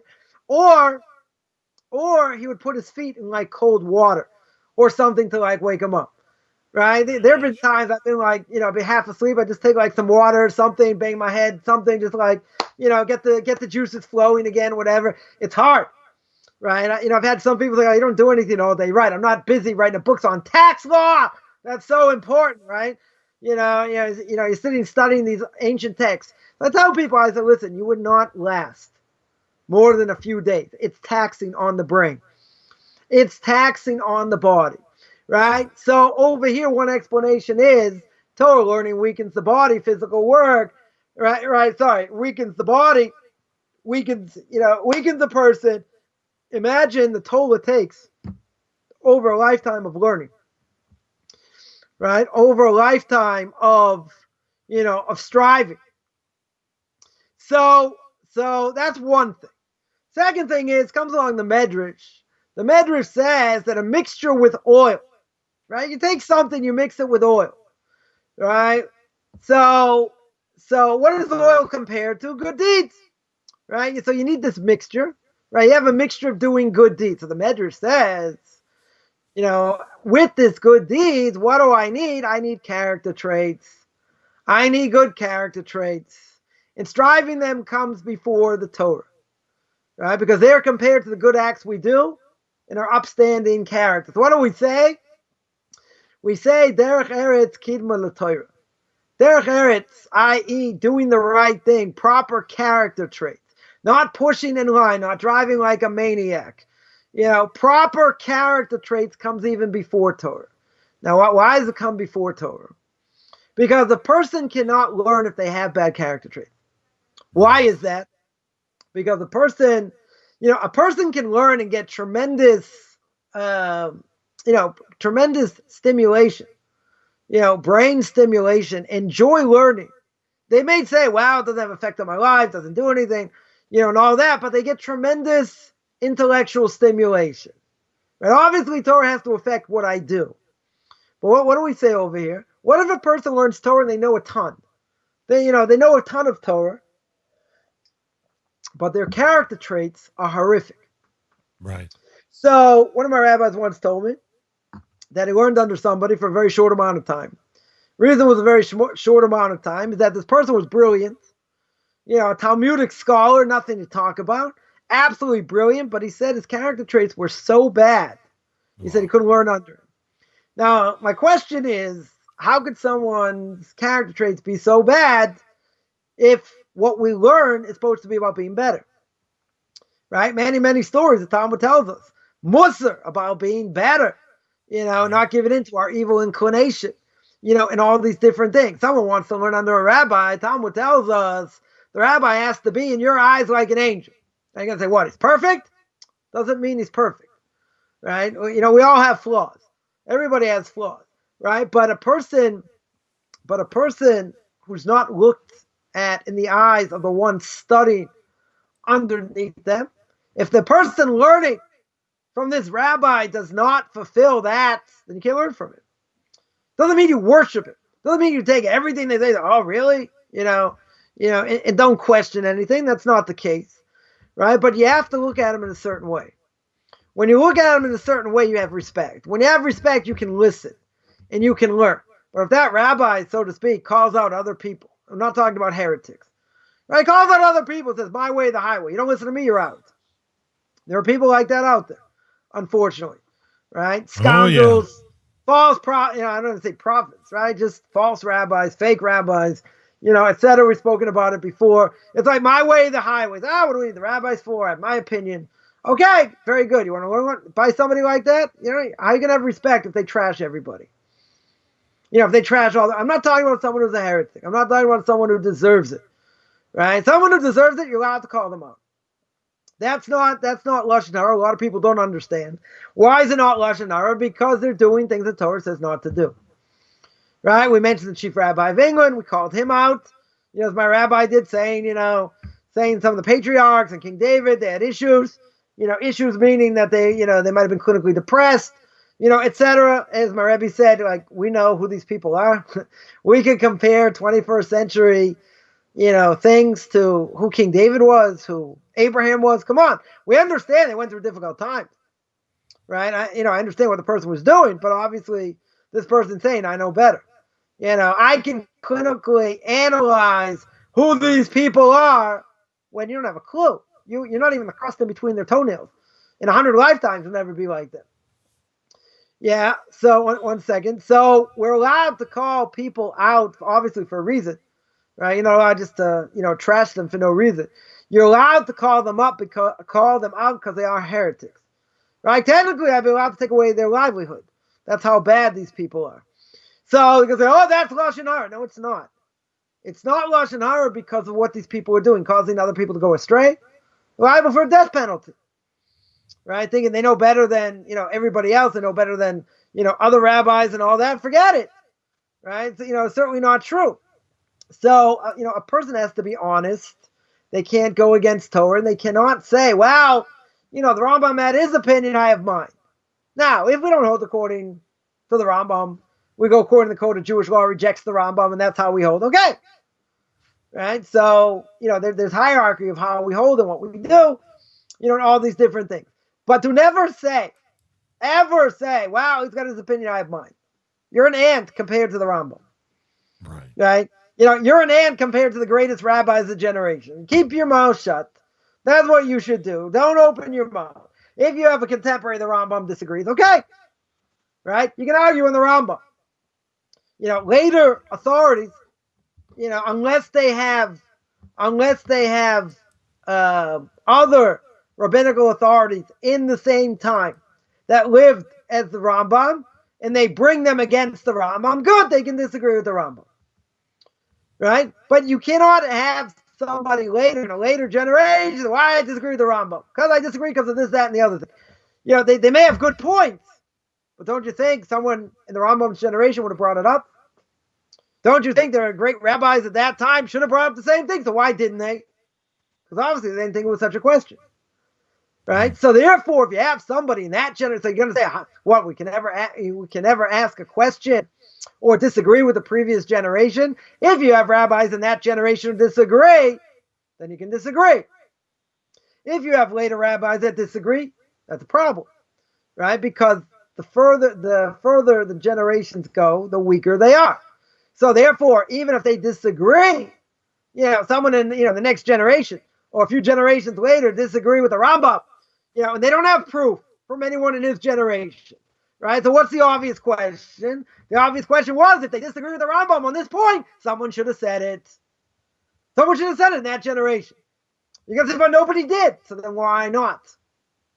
Right? That's the question. In other words, it would have been answered. It's something they would have answered. We're in a weaker generation. If we're in a weaker generation, you can't make that claim. You may think you're right, and this person, 100 years later, 200 years later may think they're right. They might have all the scholarship in the world, but they don't have proof from that generation. And we'll say, oh, but the Rambam only knew this. People make the claim in previous generations, they were more limited. They didn't have so much information. The Rambam was a doctor, remember. The Rambam understood the property of medicinal plants, right? You go to a doctor today, you say, I have this, I have that, and it shows this is what you have to take this. You say, why? They say, don't ask me why, just take it, it works. Why? I don't know, it just works, right? You go back 700-800 years, yes, the Rambam, you say, hey, what if I have this or that, what do I take? He says, yeah, take these plants. Why do you take these plants? This one does this one does the other thing. He understood, right? He understood. You're going to tell me, they're holistic doctors that can tell you the same thing. All right, they're not in the same league. they're not in the same league as the Rambam. When you go way back, they had a direct connection, right? They were much closer to tradition because they were much closer to the link in a chain to go back to Mount Sinai, right? The later generations are not, right? So what are you going to say? Oh, they're more medieval, yeah, because they think we all come from monkeys. Right? So therefore they treat him more like a monkey. He's so far back. We're so much more advanced. There's certain things you can read by the Rambam. He didn't have a calculator, right? He didn't have a supercomputer. And he figured out certain things according to Rosh Chodesh, the way the moon moves, and all that, to like decimal points. Decimal points. You go, what did the Rambam know? The Rambam was so medieval, right? But again, you have to know how this works. Even the greatest rabbi generation today, right? A person later cannot say, well, he missed the boat and, I think I'm right. He has his opinion, I have my opinion. Now, if you have other rabbis in that generation disagree, okay. But you cannot say, and I heard a rabbi, or someone told me a rabbi said straight up, this great rabbi says this, I have my opinion. This great rabbi was known as the greatest rabbi of that generation. You're not. Right? So how can you say my opinion is just as valid? If you have other opinions that disagree with him, same generation, good, right? But how can you say our opinions are of equal value? You know what that means? That means your head is bigger than my computer screen. That's what I mean. Well, it's not so big, right? But whatever. Yeah, that means you're conceited. You know, that means that, you know, my opinion is as valid as Moshe Rabbeinu, right? People would say that. People say, who says what he said was true? Who said what the Bible said is true? Oh, you want to go back? You want to go back and see the Bible's true? Okay, we can have a whole discussion. But, you know, you'll say, oh, this rabbi said this doesn't make sense. Yeah, it doesn't make sense in your mind. It doesn't make sense in your world outlook. I get it. Doesn't mean it's not true. Doesn't mean that at all. Right? The Torah says, we mentioned this before. I'll take your question in a second. The Torah says you have to shoo away the mother bird, take away the eggs. Right? That mitzvah combined with the mitzvah of honoring parents, the only two mitzvahs in the Torah says you get long life. Right? Long life, we mentioned, means in the next world, not this world. Now, everybody in their mother and all the PETA activists, whatever you want to call them, all the animal rights activists, are going to say, why in the world did you push away the mother bird? That 100 and take the eggs. That 100% goes against logic. Right? It's cruel. Right? Wouldn't most people say it's cruel? Right? If you didn't have a Torah, if you didn't have God telling me this, right? Wouldn't we'd all be with the leftists. And we'd say 100%, that's cruel. No more fur hats. No more makes. Right? That's cruel. Why is that? The Torah says this is what I'm supposed to do in this situation. Now, is the Torah true or it's fantasy? If it's fantasy, you got a good case. Right? If it's true, I have to try and understand what the Torah says. But I can no way say that this is a total act of cruelty. If I say, God forbid, it's an act of cruelty, as the Talmud says, that person 100% is a heretic. So 80% of the Torah doesn't make logical sense. It also doesn't make logical sense. Right? But what can I do? This is what the Torah says. Torah says, don't eat pig. Torah says, all kinds of things I have to try to the best of my ability make sense of it. It doesn't mean in any way, shape, or form it's not true. Right? Or God forbid it's cruel. Because if God tells me it's not cruel, then it's not cruel. It just means my mentality of what I see is messed up. Yeah, question. Oh, Rabbi, I guess there's a lot of things I still don't get, but I'm trying to grasp, especially when it comes to looking back on that chain. Like I can confidently attest, I know Torah is true based on a lot of measurement. I can say that. But then I hear, so many things going forward over the centuries and millennia that seem to contradict. I guess I look at certain matters that either have to go one way or another, and I have an aversion to when people want to hug both sides of an issue. It has to be one way or another in my mind often, and I'm not. There are ways to answer up. If you're talking about science, definitely there are ways. There are ways to answer up. Scientists will say not that way, right? Scientists will say, well, if you can't explain it, like this, then you're out. But there's a lot of questions on science. If you're gonna bring, if you're gonna bring questions, if you're gonna bring questions from that. Other things, other things that there are answers for now, people may not accept the answers, right? That's a different thing. It's not like we don't have answers, right? Not everything necessarily has an answer. One example is kashrus. One explanation why we keep kosher is the fact that if a Jew eats something not kosher, it affects their soul. Doesn't affect the soul by a non-Jew. Yeah, non-Jew we can see. Non-Jew can eat all kinds of garbage, etc. It doesn't affect them, except for the bats in Wuhan. But okay, maybe that'll affect them. But in general, a non-Jew is never going to keep anything if it doesn't have any benefit. So they can eat anything; it doesn't really affect them in the long run, right? In general. So someone's going to tell me that science has never proven that we are what we eat. Now, there's only one possible explanation. There are other explanations, right? But even if that's true, isn't it true that a lot of things science hasn't proven? Even in the last 50 years, there are a number of things they're coming to now. Plenty of things they don't know. They don't know about. Just look at this virus now that they're trying to control it made them look kind of silly, extremely silly with all their advances, and all that. They can't contain it. I know, a year later almost. They're looking for a vaccine, whatever. Meanwhile, I just saw something earlier that, in the last week alone, there have been 600,000 new cases in America. 600,000 in a week. Yeah, numbers are growing. Yeah, that's more than almost 100,000 a day. Now they can say, oh, that's the Orthodox New York. Come on. 600,000. The majority of where? Texas. How many Jews live in Texas? Not millions. Not millions like New York. Can't blame it on us. Right? So it's still going exponentially. Right? Hopefully we're seeing rises here in Canada. They'll find a vaccine for it, and everything, everything hopefully will be good. Right? But it shows they're not in control. Mm-hmm. I told the story before, and I think this echoes the point. This doctor who says I'm in control, right? And he's got the chutzpah to say I'm in control, and then he gives a conference in front of 200-300 people. He's giving this, I don't know, it's PowerPoint, not PowerPoint, whatever, some sort of presentation. All these prestigious doctors, and he had to run out in the middle. Why? Because you know what they say: when you got to go, you got to go. See, you never run out in the middle of mine because you take care of it before, right? But this guy, I don't know if he became Torah observant or not, but one thing he said for sure was that I think I'm in control, and he said I can't even control when I go to the bathroom, right? I can't even control a bowel movement. Now let's take that a little bit further, right? If I drink a gallon of water. Right, I drink, 4 liters. Let's say, I wolf it down. Does that mean I'm going to the bathroom straight away? No, right? It could take 10 minutes. It could take 15 minutes, depending on other things I ate. Right? It could take an hour. Probably not. Right? It's probably going to go through my system relatively quick.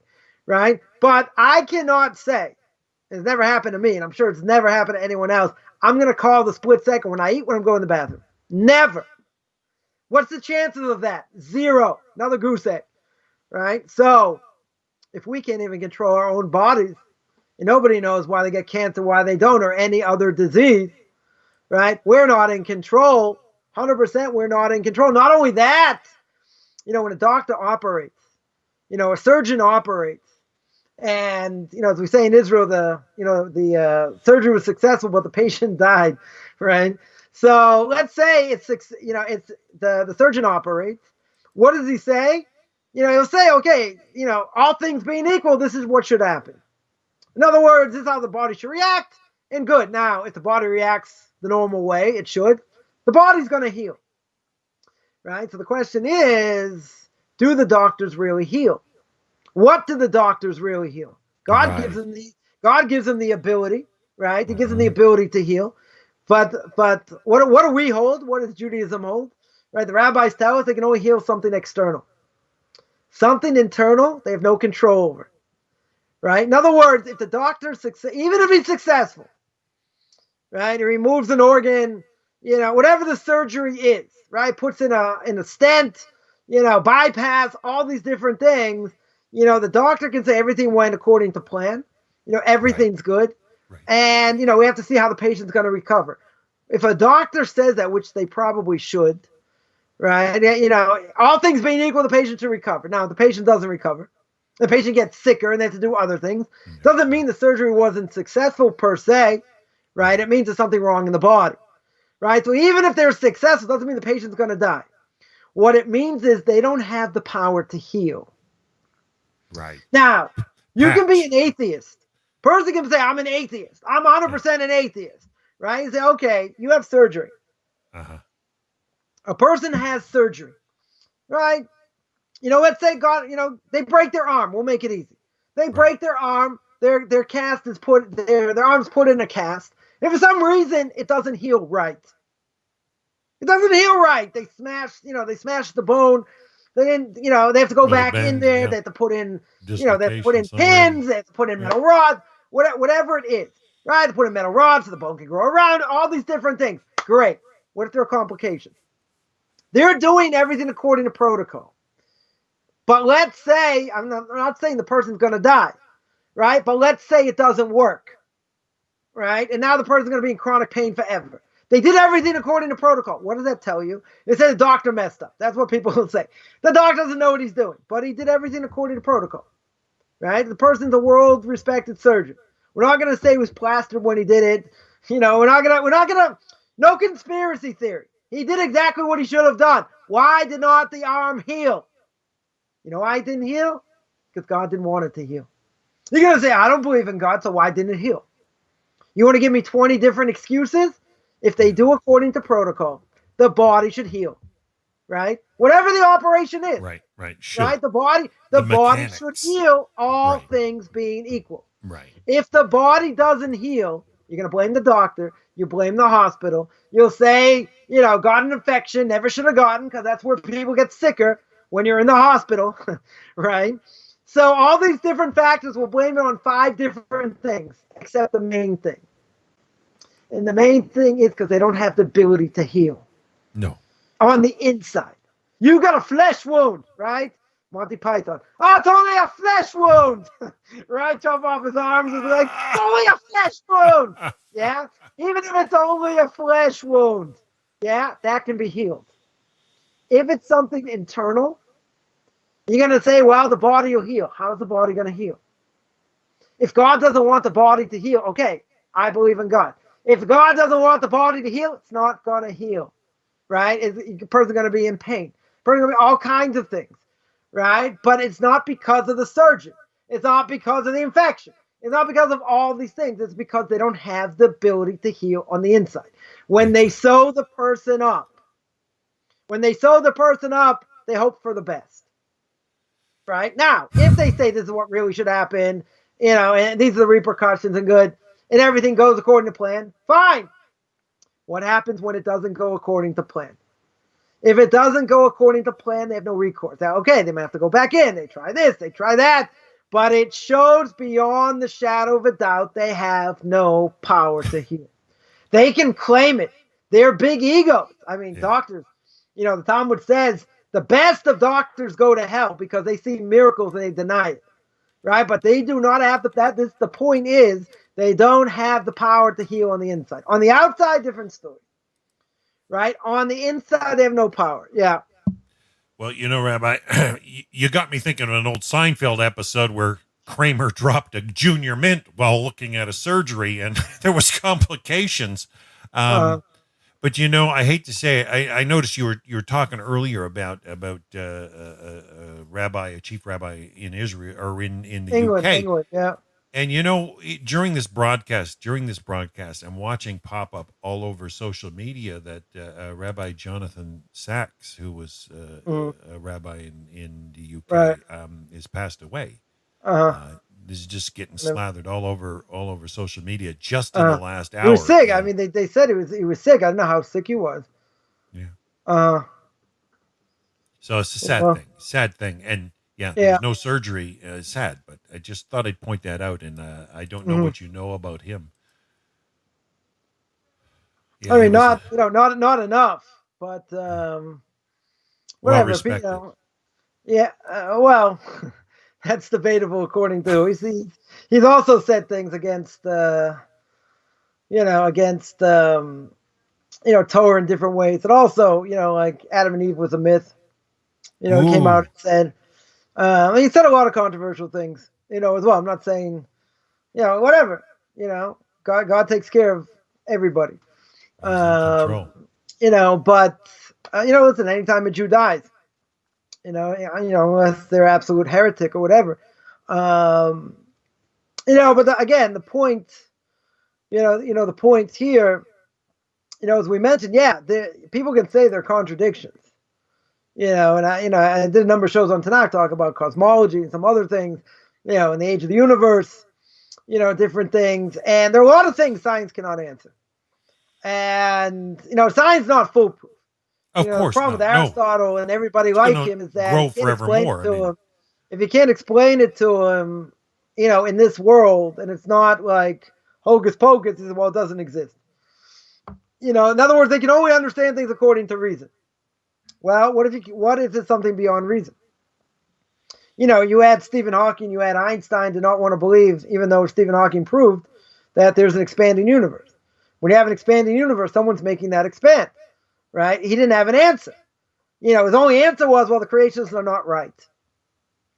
Okay, Einstein said can't believe in the creationists also, but through math and through science, there's a ton of information they don't have an answer to. Yeah, but they're not coming to that conclusion. They're saying we'll find an answer in science. Find it, right? If I would have been in front of them, okay, I don't know that much about science, right? I would have said, give me an answer. He said, we don't have an answer. So I said, then there's only one other alternative. He said, no, we can't believe in that. So give me an answer. Go back and forth. Find me an answer. Get me other physicists, any mathematician. Get me other mathematicians to prove that you're right. He said, I can't. I don't have proof, right? But don't worry, we'll find it. They're still looking for the missing link in evolution. Good luck. They've been looking for years. They've been looking for years. They're never going to find it. Why are they never going to find it? Because it doesn't exist. But then we still have it. We can still believe in that. Right? Again, put up or shut up. You don't have it. You've never had it. You'll never show it. So that's it. So there is one other alternative. No, we'll find it. Now it's obviously not a way to argue, right? But again, they'd rather be dead than think that creationists are right. But they don't have the information. They don't have an answer. So again, I would be obnoxious and say, I don't care, find me an answer. Make up something bad. Give me something. So I don't have anything. Well, I do. It's called the Bible. Bestseller. Bestseller of all time. Right? If it's the bestseller of all time, I got an answer. No, I can't believe that. Give me an answer. You see, it just goes around in circles. You don't get an answer. Right? Well, so even though, there are issues, I'm not saying, I'm not saying not. People ask about science and Torah, the age of the universe. Doesn't this contradict? Doesn't that? Like, you have to see. You have to see how we answer. What the answer is. There are answers out there now. People say, I don't like that answer. Okay, give me a better answer. If you have a better answer, good. If you don't have a better answer, you can stick to your answer. It doesn't make sense because you don't want to believe in mine, because then you have to change your life, right? That I understand, but that does not mean that the Torah is not true. Of course not. But they'll say, well, we don't have an answer, but for sure you're not true. So you can't have it both ways. No. And there are a lot of people out there talk out of both sides of the mouth. You can't do that. No. Right? If you don't have an answer in science, you're going to say, by you it's a leap of faith. You don't have an answer. Put up or shut up. You don't have an answer. Tell me I don't have an answer. Just be honest. I don't have a foolproof answer or a half proof. Okay, we do. But I'm not going to believe that. So give me an answer. You see, it doesn't. Thankfully, though. It doesn't go anywhere, right? That argument, unless you're really intellectually honest, it's not going to go. It's certainly not going to go anywhere, right? So what do we? So science is not foolproof. Even people believe in science, and they believe it can't be explained through science or through nature or whatever. Then it doesn't exist, right? But obviously. Obviously that's not true. That was the problem with Aristotle. Well, that was the exact problem with Aristotle, that he couldn't see anything outside he didn't understand. Because if he didn't understand it, if it was something beyond him, that means it doesn't exist, right? And we could just answer by saying that scientists claimed, for years about the cell and different things. They didn't have microscopes, right? They say, but because of this, it's this is how we know that this exists. But they didn't have proof. You can say, well, we had inherent scientific proof, but you didn't see it. You didn't show me under a microscope it's there. So how do I know it's there? How do I know this exists if you can't show me? The atom or subatomic particle. Right. How can you show it? That's Well, beyond the scope of the human eye. They say, isn't that a leap of faith? Why isn't that a leap of faith? No, we got science behind it. I got 3,000 years of history, right? I got the Bible, whatever. I got God behind it. No, that's still, a leap of faith. I don't think there was incompatible. Why is science not a leap of faith? Why is it not a leap of faith when they didn't have the scientific proof? They didn't have the physical proof. Okay, they built it on theorems, built it on math, built it on other things very good, but they didn't see it. They said, no, but the science is good. The science is work. The science works. So good. There's a lot of things in Torah also. All right, again, even if it hasn't been proven, doesn't mean it's not true. and that's where the mistake is. Well, Rabbi, I got some feelings I really believe or hold, and that the Hebrew laws of weights and measures do account for reality. And I think that if we don't do things justly, right, and I know that fair weights and measures, have will tell the tale. When it comes to science, there are a lot of atheistic viewpoints, but I am confident that Torah is far more correct and will be there is things that human understanding will be able to measure and validate from Torah in the future for years and years and years to come. The human mind, Hashem, we know is infinite, but he's developed things in such a way that we, as we draw closer to him, we'll learn and grow. I know we're going to touch on some stuff next week. We're going to be doing that broadcast on the 27th, the Chesvan, the flood, and I'm going to show some real profound scientific data that trumps current scientific understanding, but it shows that the Torah is correct on a level that's deeper. But I can't balance it without. I know it'll rub some people the wrong way, but I know it's going to show that the Torah is correct on a level that academics won't bend to. But I got to wind it down for today. I want to thank you for today's lesson. There's something deep in here. There's something I need to digest. I need to actually revisit. And you've got so much to share. I'm just so grateful that you're willing to. It's a good thing you're recording that you go back and just, speed it up so you don't have to take 2 hours to go through it. You can really make me talk like the Energizer Bunny. I don't mean to, but I try to give a couple hours. I could listen to you for a couple more hours. But I've got another rabbi coming up in half an hour, and I want to make sure I'm prepared. I think you're probably right on the money with 5 or 6 lessons to cover this second Mishnah of chapter 2. There's definitely going to be a lot to speak about. So can we wind it down for this week, Rabbi? We can wind it down, no problem. I'm thankful that you take this time. So tentatively, Hashem willing, are we on for next week? Next week is good, right? As long as you're not busy with other things. Next week is good.